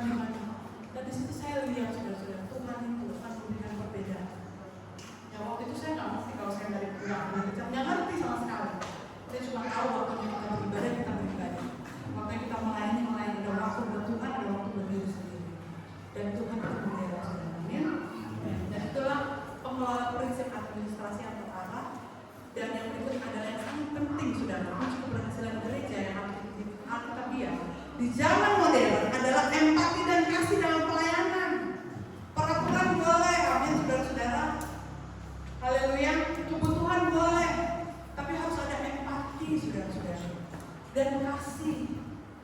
Memperhatikan orang-orang yang tidak mampu. Kalau di bisnis ya, manajemen yang nggak capable, kok dia nggak ada kemampuannya, geser. Benar, saudara. Tapi di dalam pelayanan saya melihat sesuatu yang berbeda. Empati itu, saya tuh orangnya bukan yang perfeksionis. Dulu saya waktu awal itu singa-singa saya makan kalau dia bilang kita harus latihan musik lah. Karena saya bilang udah di-share lagunya kok. Ini kan jadi nggak efisien, lama sekali kita latihan gara-gara kamu nggak hafal lirik. Aku katanya ini, kira nih perfeksionis, bukan perfeksionis, tapi harus ada itu, harus ada aturan mainnya. Karena aku merugikan banyak orang, kita harus selesai latihan. Tapi akhirnya ada satu orang yang sudah saya suruh latihan, dia nggak latihan. Tapi waktu hari H dia datang pakai dasi naik panggung. Kemudian sudah karena saya terlalu sakit dulu ya, belum bertobat sudah. Saya langsung bilang, maaf ya om, kan om dari latihan. Terus om kalau datang udah terlambat pulang, kan peraturannya kita nggak bisa ya om. Oke kan, waktu dia turun saudara, waktu saya lihat dia turun, saya bisa nangis loh, kayak hati Tuhan itu ada di hati saya gitu. Kenapa kamu mereject dia? Saya langsung ke kamar mandi, saya berdoa, salah tinggal sendiri. Ternyata kita harus empati. Peraturan itu benar peraturan, saudara ya. Terus akhirnya setelah itu saya nangis, kalau misalnya main gitu, ya mau banget gitu. Terus kemudian saya datang di masuk panjang ibadah itu ya, saudara, saya melihat om. Saya sedih gitu. Kemudian saya bilang, kayaknya saya harus berobat ya. Kamu bisa tanya dulu ya, mungkin saya terlalu sakit. Pelayanan boleh satu, tapi harus ada empati dan kasih. Waktu saya tanya, om kenapa sih om gak ada latihan, terus terlambat? Terus dia bilang, iya maaf ya, saya gak ada parkir. Oh jadi om udah datang, iya saya gak ada parkir. Di situ saya mulai. Ternyata dalam melayani itu sudah kunci keberhasilannya adalah apa? Untuk pelayanan, untuk Tuhan, membara, empati dan kasih itu menjadi dasar. Ya, dengan fakta dan mulai saat itu saya mulai jadi orang yang fleksibel. Tetapi saya memanage ya orang-orang yang sulit nih untuk diajak kerjasama. Tak WA-in terus saudara. Wey, udah baca belum? Udah dengerin lagunya belum? Wah saya gituin saudara. Oh intens sama dia. Coba nyanyinya gimana sih gituin. Gini kan salah nadanya yang gini-gini. Jadi kita maksudnya mulai memakai kasih. Walaupun di dalam kelompok kalau ada satu yang nggak konsisten, kita jadi kacau ya saudara-saudara ya. Dari yang berikutnya, kunci sukses yang 6, komunikasi dan keterbukaan yang sudah saya lakukan. Akhirnya saya samperin dia saudara. Saya nggak merasa kalau saya worship leader, saya punya otoritas, peraturan, kamu tidak boleh melayani. Ya, yang berikut adalah penerapan administrasi yang tadi PO, AC ya, dan maksimal. 1 Korintus 14 ayat 40. Tetapi segala sesuatu harus berlangsung dengan sopan dan teratur. Dasar utama manajemen organisasi gereja yang baik itu harus apa? Berlangsung dengan sopan dan teratur.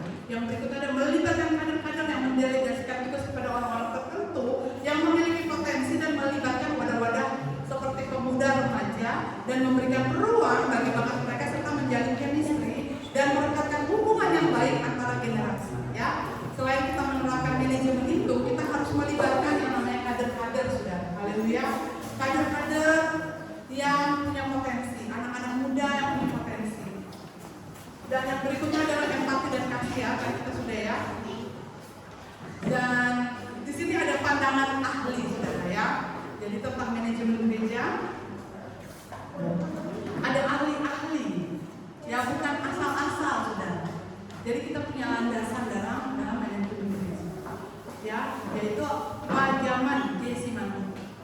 John Junta, ahli manajemen pelayanan gereja.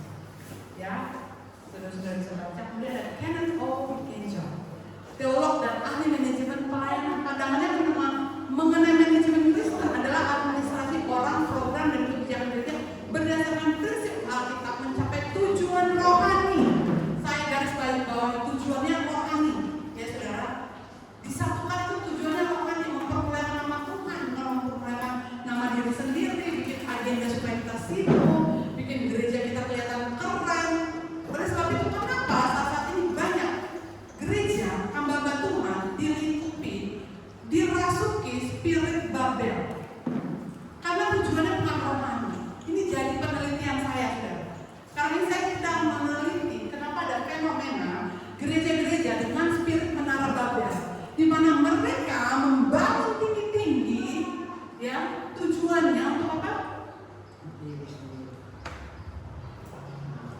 Tujuannya harus rohani, harus menyenangkan hati Tuhan, bukan mengangkat diri, menjatuhkan orang lain. Waktu kita melayani, kita harus peka. Dalam pelayanan kita, adakah yang diberkati, adakah yang dibangun imannya, atau dalam pelayanan kita orang lain tersakiti, tersandung, menangis, saudara. Haleluya. Itu inti pelayanan. Jangan kau maju-maju sendiri, saudara. Pokoknya yang penting gereja saya aman, yang orang lain bisa bodoh.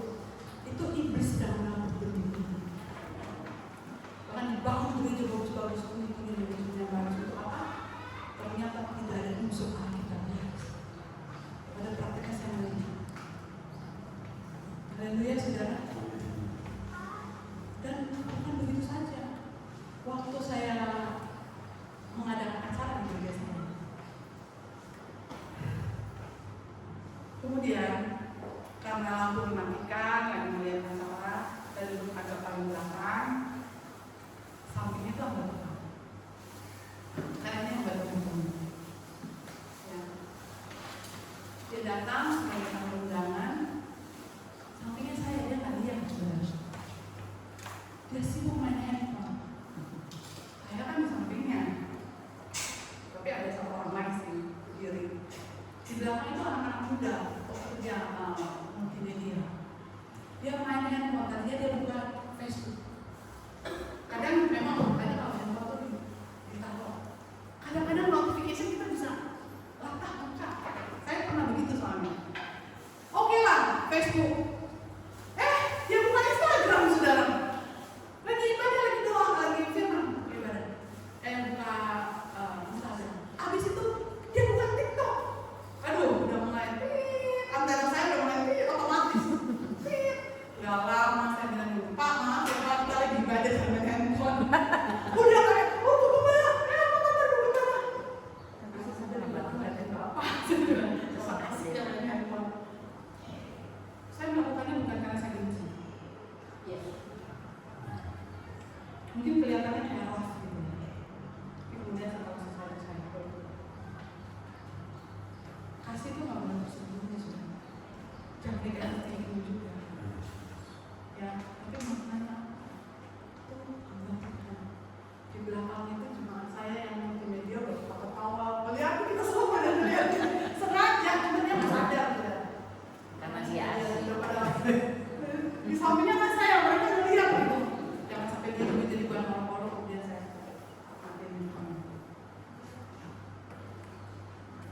apa yang kita lakukan harus membangun, harus membangun, saudara.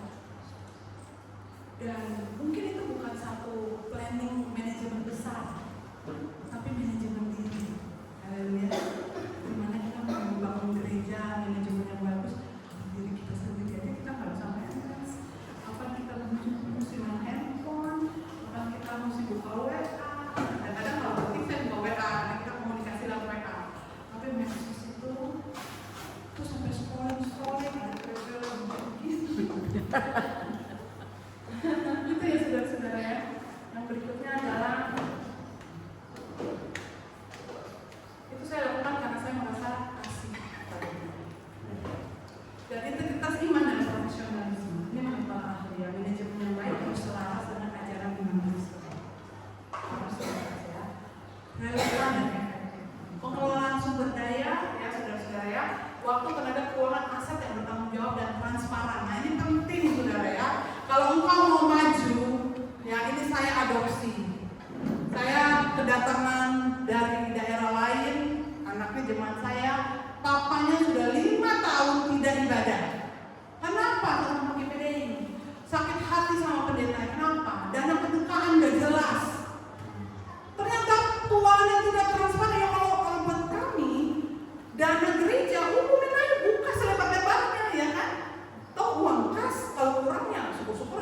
bayangin ya kan kurang ya kan. Jangan ditutup-tutupi saudara. Kalau ditutup-tutupi orang lain malah justru nggak tergerak nasi. Butuh apa? Buka nih bulan ini. Mungkin ada yang tidak setuju, oke. Tapi belajar dari pengalaman. Ini waktu buka. Akhirnya kepahitan. Ditanya sama pendetanya, ini di PDI loh. Kalian nggak boleh tanya-tanya. Oh, pahitan 5 tahun lebih. Saya bilang, datang cuma pergi sebentar. Kalau itu harus bereskan. Kita nggak tahu apa kita hidup. Bereskan. Ya mungkin Bapak juga kan. Tapi masih keras. Tapi kita kuatkan. Oleh sebab itu terbuka saja, transparan saja.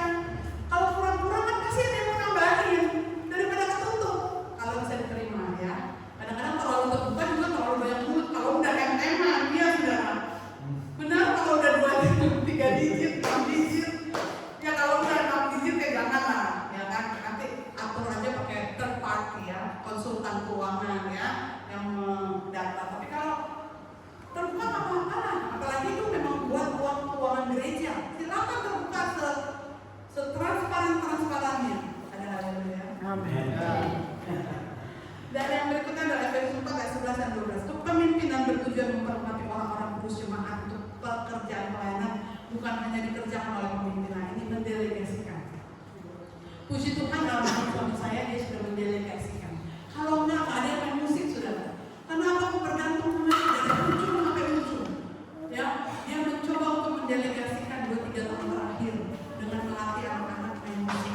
Waktu dia pergi akhirnya ada yang main musik. Anak saya dia perempuan yang laki-laki dulu akhirnya pelayanan.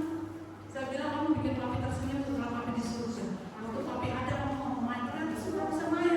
Cuma karena pendelegasiannya kurang, akhirnya apa? Mau tidak mau ya. Dan memperlengkapi jemaat untuk pekerjaan pelayanan. Ada ya? Saya panggilin guru piano. Dia itu dapat belajar piano dari Eropa. Saya kasih tahu, nih kamu guru kamu nih, ya belajar di Eropa. Kalau kamu, ini saya bayarin ya. Kalau kamu sampai nggak bisa, dan benar.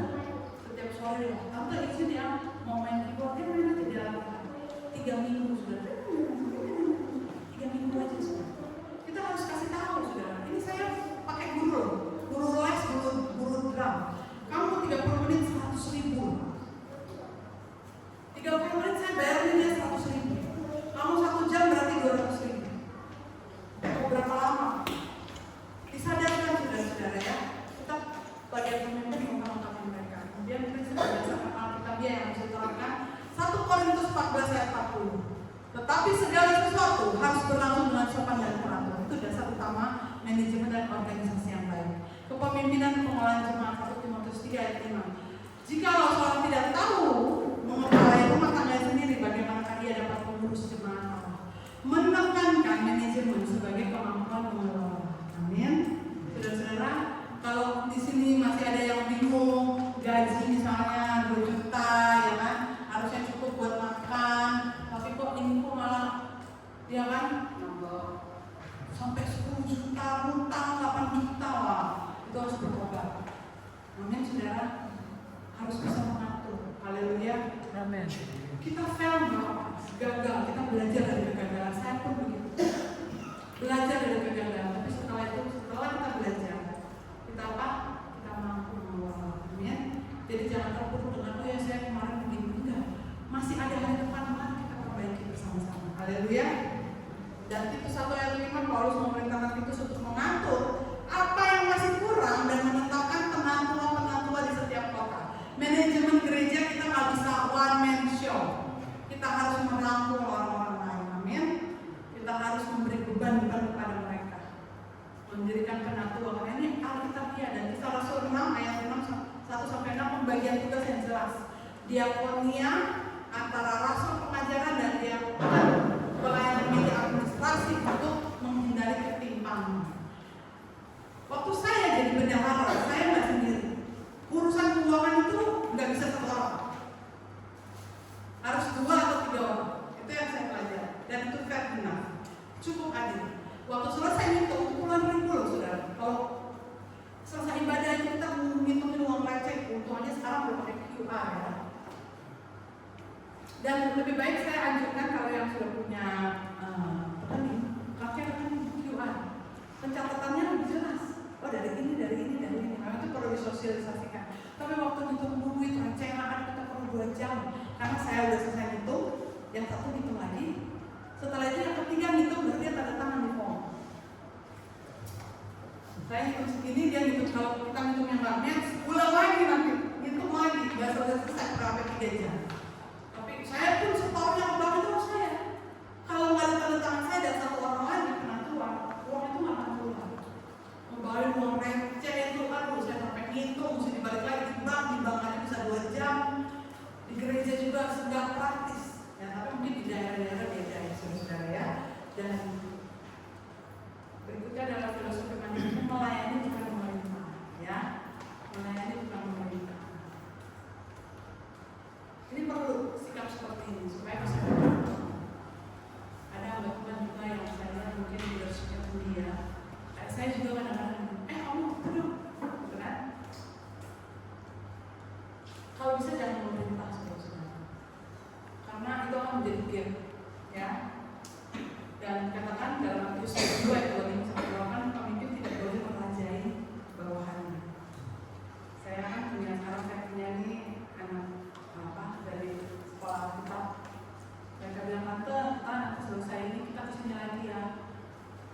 Karena mereka punya bahkan bantuan saya sampai detik ini saya mengkonseling dia sering sekali, terutama mahasiswa teman kuliah saya. Dia punya kepahitan sama gundalannya waktu dia praktek. Dia dijadikan seperti jongos.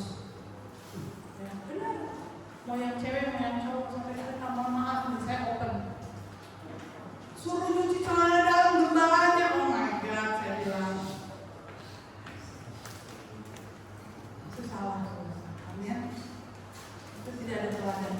Tapi marilah kita belajar untuk memanusiakan manusia. Tinggal manajemen kalau mau berhasil, saudara ya. Kalau saudara-saudara pelayanan yang mau berhasil, di dalamnya kuat, internalnya kuat, mari memanusiakan manusia. Kemarin kami baru memorial service.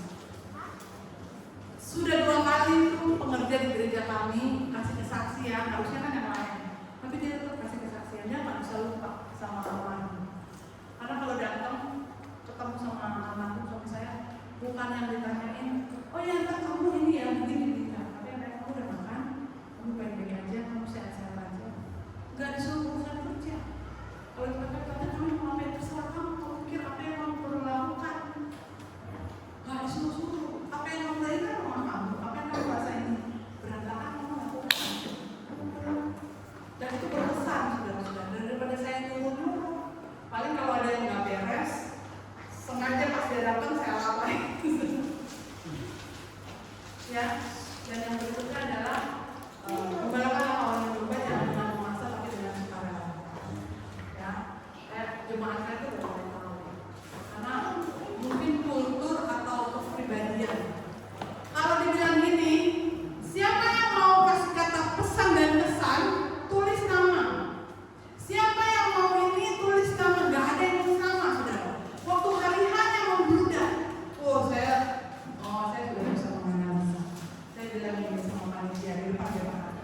Kalau di gereja kita, nggak usah disuruh-suruh, nggak akan ada yang inisiatif. Kamu langsung aja kepribadian tunjuk. Karena kalau tunggu-tungguan sampai acara hanya nggak ada yang selesai. Jadi kita yang harus menjemput bola, ya. Jangan gengsi jadi gembala tuh ada pengurus, jangan gengsi saudara-saudara ya. Dan nggak boleh memaksa, harus dengan sukarela. Nggak ada yang kebutuhan Natal 25 juta. Oh, kamu ya dibagi 5 semua. Dan dibagi berapa orang kita? Bagi semua ya. Siapa yang mau kasih? Tuhan akan melipat gandakan sesuai dengan apa yang Tuhan lakukan. Ya. Dan berikutnya adalah pemberdayaan anggota organisasi ya. Pemimpinan Efesus 4 ayat 12. Pemimpinan bertujuan memperlengkapi orang-orang kudus. Saya dan saudara punya goal. Ya, kalau kita melayani, saya bilang itu udah 3 tahun kamu masih nggak bisa doa, berarti saya gagal. Harusnya kamu nih diukur dari pengalaman sudah menjadi guru. Berarti saya gagal. Apa ya yang saya bisa lakukan ya? Dia mikir, enggak tante, enggak. Ya udah kita bikin wadah dengan Zoom. Hari Rabu saya makan sama kamu. Ya, kita belajar betul. Tapi kamu kan malu ada langsung. Berkurang ya, Zoom ya. Kita kasih tahu pandangan kita. Tujuan saya di sini adalah membangkitkan semangat kalian. Haleluya. Nanti 1 Korintus 12 ayat 12 sampai 13. Gereja adalah tubuh Kristus yang memiliki fungsi dan karakter berbeda-beda, perlu kerjasama dan pengelolaan agar tidak timpang. Ya tubuh Kristus masing-masing itu ada tangan kaki. Ini sudah paham kita ya. Tapi pada prakteknya banyak hamba Tuhan yang nggak paham. Maunya kuat di pujian penyembahan aja. Di musik yang diperhatikan saudara ya. Kayaknya pelayanan itu jadi eksklusif, aksinya nggak diperdulikan. Atau guru sekolah minggu nggak difasilitasi. Jangan timpang saudara, amin. Semua itu tubuh Kristus, tapi pada saat kita mulai memperhatikan, sekolah minggu butuh apa ya? Ini pemimpin semua kan.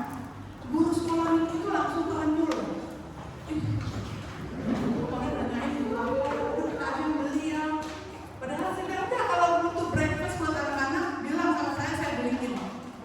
Oh nggak usah, oh kita beli breakfast. Perhatian itu akan membangkitkan semangat saudara. Amin. Dan tidak boleh timpang, nggak boleh berat sebelah. Kemudian ini yang pertama, ini sudah sering saudara-saudara dengar ya. Perbedaan antara leader dan bos. Ya, kita ngecek diri kita masing-masing ya. Pertanyaan pertama, kita bisa mengukur, kalau bisa jawab dalam diri sendiri.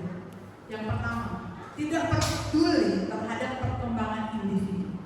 Apakah engkau peduli sama jemaatmu? Udah mulai bisa berdoa apa?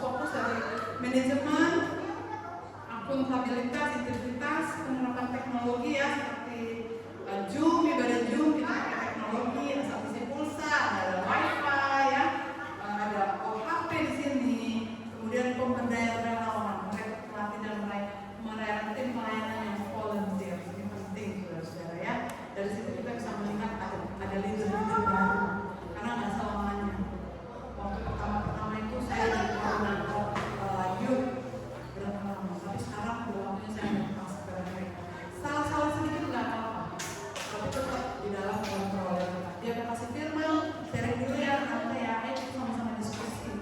Kamu salah yang ini, enggak kok, kamu nggak salah, bagus kok. Ya, cuma masuk kantor, terakhir. Jadi kita berdiskusi dengan mereka, saudara-saudara ya. Dan orang-orang yang sudah volunteer membantu kita pelayanan, mereka pun apa? Diberdayakan.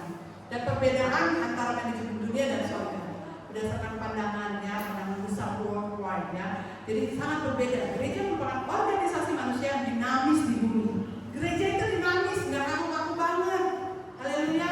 Nggak bisa apa yang satu, Jumat bisa nggak? Mohon maaf, Pak Gembala lagi di perjalanan. Mau ujungnya kapan? Mau Sabtu? Apa mau Minggu pagi? Oh, atau kalau kalian mau, kami nggak ada, kalian aja yang latihan. Dinamis, fleksibel, yang penting jalan, kan saudara? Jangan kayak ketok palu gitu. Dan di surga adalah konsep teologis kesempurnaan di masa depan.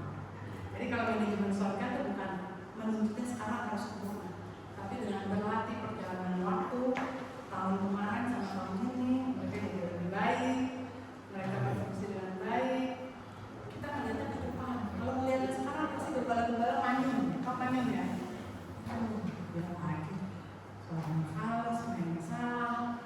Bener ya? Doa kalau melihatnya sekarang pasti kecewa saudara. Gitu, apalagi yang perfeksionis gitu. Saya kalau saya udah gitu, dia yang gitu kan udah gitu. Karena pengennya yang bener. Kita tuh bukan hanya sendiri, tapi performa sama orang lain tuh udah datang ke sini melihat kita dibawa ke naik penyembahan, jangan asal-asalan ya. Nah itu akhirnya mereka mengerti tujuannya saya bukan tapi kebersamaan jemaat bersama. Kondisi dan kesempurnaan saudara-saudara gereja di bumi bukanlah surga dan tidak diisi oleh malaikat yang sempurna. Gereja adalah kumpulan manusia dengan latar belakang status sosial usia beda-beda dan masih berkonflik saudara-saudara. Ya, manajemen yang berhasil waktu gereja, ya itu gini. Saya rangkum dengan satu kata: masalah kecil dihilangkan. Jangan kebalikan, sudah. Masalah kecil digedein, masalah besar. Masalah harusnya kita bawa berdua, diperdamaikan. Udah biasa ibu-ibu, biasa suami istri, apa jadi konflik, amin. Tapi kita harus peka ya, saudara-saudara ya. Itu perbedaannya saudara-saudara. Dan tujuan manajemen gereja bertujuan untuk mengatur pelayanan yang lebih efisien. Ya demi kemuliaan Tuhan, saudara. Sementara konsep dalam surga tidak ada kebutuhan akan manajemen seperti di bumi karena semua berjalan di bawah otoritas Tuhan secara sempurna.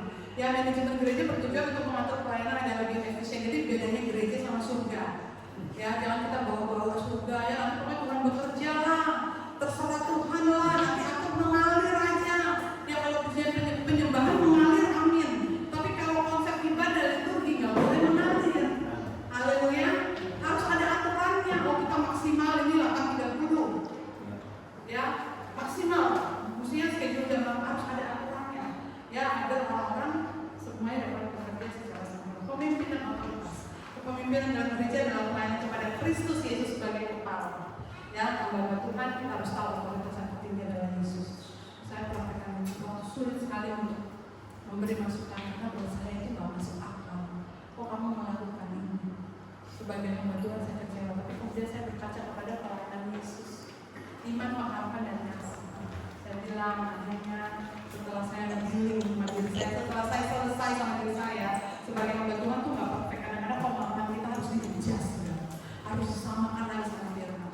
Setelah saya selesai saya healing, kemudian saya ngomong sama dia. Oke, there is always second chance.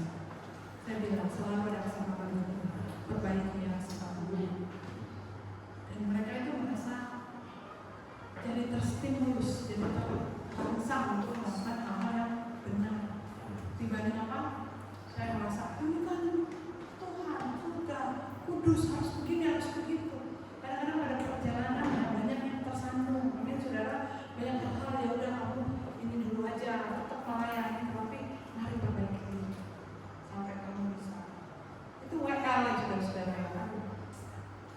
dia itu memang tidak punya kebiasaan bangun pagi, dia selalu mengerjakan tugas tengah malam sampai subuh. Waktu pelayanan itu dia jadi sulit, saudara. Kemudian udah jadi bahan ujian, kemudian saya harus ngomong untuk dia, kamu ada lanjut aja, karena itu suara. Bukan berarti kamu nggak bisa dibunuh, ya. Kita kasih pengertian yang baik, saudara-saudara, karena nggak bisa menuntut kesempurnaan seperti di surga, saudara-saudara, ya. Dan pemimpin dan otoritas kepala gerejanya adalah Tuhan dan dilakukan oleh pendeta, majelis dan diakan. Suatu berfokus pada khusus bagian aja yang berdalam penuh. Jadi saya selalu ngomong sama jemaat saya harus contoh jemaat saya selalu ngomong pelayan-pelayan kita itu semua dipakai Tuhan, hamba Tuhan. Enggak kamu definisikan hamba Tuhan itu COC. Itu hamba Tuhan saya bukan apa-apa. Karena dia ngomong gitu, bukan ini saya bukan apa-apa. Di mata Tuhan kita itu semua hamba Tuhan. Hanya ada jabatan-jabatan yang diberikan untuk membantu. Apa semua mau jadi pendeta, jadi gembala? Jemaatnya siapa? Atau semua mau jadi jemaat? Pendetanya siapa? Mikir deh. Oke, kamu jemaat, saya pendeta kan? Berarti visi misi ini dari saya kan? Ada banyak orang-orang juga yang sulit. Ibu dapat visi dari mana? Gimana sih dapat visi? Gimana sih dapat suara Tuhan? Ternyata ada jemaat yang sekolah situ. Gimana ya dapat dengar suara Tuhan? Dia berdoa. Sampai diajarin loh saudara. Dia penasaran dengan gimana dengar suara Tuhan. Saya bilang ya udah kamu ikut training worship night aja ya. Kamu ikut ini. Karena ngejelasinnya saya nggak bisa sama itu nah. Tata-tata kan dia ikut. Dan dia bilang, tadi firmannya benar loh. Saya ngalamin itu suara Tuhan. Kalau kamu nggak dapat dalam ibadah, nggak dapat persekutuan, gimana kamu dengar suara Tuhan? Ada orang-orang yang perlu kita ungkapkan saudara-saudara. Amin. Dan saya pun masih belajar. Tapi dengan apa yang saya lihat, itu yang saya ngomong. Saya nggak pandai juga berdiplomasi kalau sama jemaat saya kalau ngomong gitu ya. Tapi mereka puji Tuhan bisa mengerti maksud tujuan saya. Dan keterbatasan, ya manajemen gereja memiliki keterbatasan manusia dan memerlukan kualifikasi, karakter, integritas serta kompetensi surga dan realitas ilahi yang tak terbatas. Jadi kalau manajemen gereja, kau mungkin fail, mungkin kau gagal saat ini atau kemarin. Itu manusiawi sudah, amin. Tapi yang terpenting adalah apa? Kita memerlukan kualifikasi karakter, integritas serta kompetensi. Kita belajar lagi sudah, belajar lagi memperbaiki. Sampai pada akhirnya kita apa? Dapat belajar dari pengalaman. Karena kesalahan itu adalah guru yang terbaik sudah. Banyak orang yang nggak pernah merasa salah akhirnya jadi sombong, merasa benar sendiri. Tiba-tiba udah nggak ada jemaat, tiba-tiba program nggak jalan. Kalau hal-hal itu terjadi pada saya duduk diam sudah. Saya mulai duduk diam, saya mulai introspeksi diri saya. Kenapa ya? Kok program ini nggak jalan gitu? Ternyata ibu kan hamba Tuhan full time, bisa kapan aja. Kalau kami kan pedagang, jangan dirubah-rubah jamnya oleh ibadah. Saya mesti menyelami mereka dengan keputusan saya aja gitu ya. Oke, jadi enaknya apa? Jadi dibuatlah yang namanya permata, ibadah persekutuan rumah tangga, suka-suka kalian. 4 keluarga, terserah mau bikin Jumat, Sabtu, jam 12, jam 1, jam 3, terserah, yang penting laporannya kasih ke saya ya. Kalau udah begitu masih nggak ada di absen, tak samperin. Itu tugas gembala saudara ya. Kalau leader nggak pernah samperin dombanya, ada yang salah. Nggak mungkin domba yang atur gembala. Tak samperin, kita itu samping dia sendiri udah. Maaf ya besok dan pulau. Kenapa kok minta maaf? Yang bertumbuhan kamu. Tapi saya ingetin ya teman-temannya ya. Kasihan yang lain. Ya, jadi hal-hal seperti itu nggak nutup sempurna. Bahkan ada yang minggu sore setelah ibadah jalan-jalan, jadi sepanjang hari itu ibadah terus. Nggak apa-apa, yang penting berjalan bermatanya. Haleluya saudara, dan saya tidak akan panjangkan. Ini 1:30 ya? Oh iya. Udah 1:30 kan? Iya. Oke, bentuk organisasi gereja merupakan manajemen berbasis Alkitab ya. Oke, untuk pikirannya dalam gereja katolik. Gereja mana saja, tapi kan katolik pertama ya, kita mengadopsi dari mereka atau struktur gereja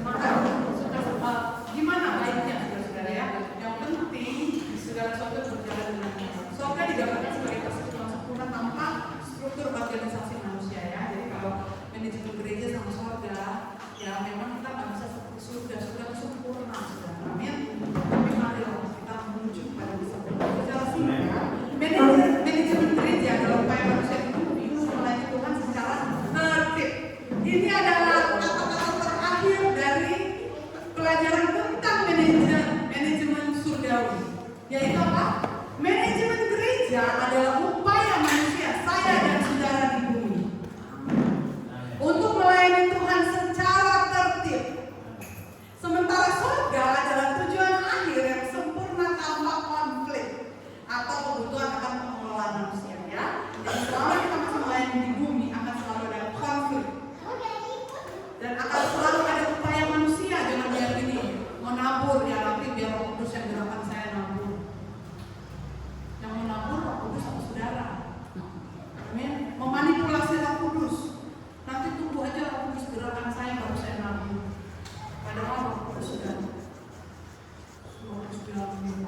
bisikin dan yakin banget.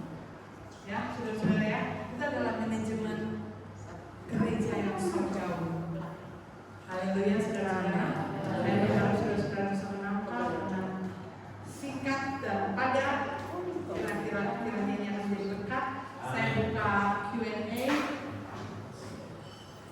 Ada pertanyaan, ada yang mau bertanya, saudara-saudara bisa silakan. Di sini ada banyak oleh Tuhan. Saudara-saudara bisa bantu menjawab saya. Apakah ada pertanyaan tentang manajemen gereja? Atau sudah ngerti semua? Puji Tuhan. Kayaknya muka-mukanya muka paham semua ya. Saya cuma duduk ya. Mungkin saudara bisa kan? Boleh, bebas aja saudara-saudara ya. Tersan aja, mungkin nanti kalau ada pertanyaan boleh tulis di kertas. Apakah ada bisa memfasilitasi kertas? Ada ya. Nanti bisa dikasih, sekarang kita makan dulu berarti ya. Soalnya nanti kalau saya kasih kertas sama bolpen tulisannya ayam goreng. Mendoan. Ya puji Tuhan. Sebelumnya kita akan menutup dulu. Saya berharap ada pertanyaan-pertanyaan. Ada di sini banyak hamba Tuhan ya yang akan membantu menjawab saya.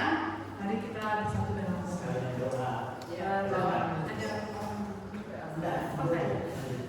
Bapak yang kami panggil dalam nama Yesus, terima kasih buat kesempatan hari ini. Terima kasih buat apa yang sudah kami dengarkan mulai dari season yang pertama sampai Haleluya. kami percaya kalau bekerja mungkin kami nggak mampu Tuhan, tapi ada Roh Kudus, Roh yang mengajar, Roh yang memberi hikmat dan Roh yang menolong agar kami Tuhan dapat berhasil, kami dapat apa yang menjadi tujuan adalah apa? Kami adalah mempunyai masa depan yang gilang gemilang di dalam rumah Tuhan, di dalam pelayanan kami. Dan sebab itu setiap kami yang mendengar, kami percaya akan sesuatu dalam pelayanan kami secara pribadi. Di hadapan-Mu Tuhan, di hadapan kami Kau sudah memberikan anugerah-Mu. Terima saudara dengan iman, terima anugerah Tuhan yang sedang dicurahkan. Pengertian, damai sejahtera, kemampuan, terima, tangkap dengan iman saudara. Terima kasih Bapak. Kami akan melanjutkan, kami akan break Tuhan. Kau berkati setiap makanan yang sudah disediakan, tangan-tangan yang sudah menyediakan, Kau berkati berlipat kali ganda.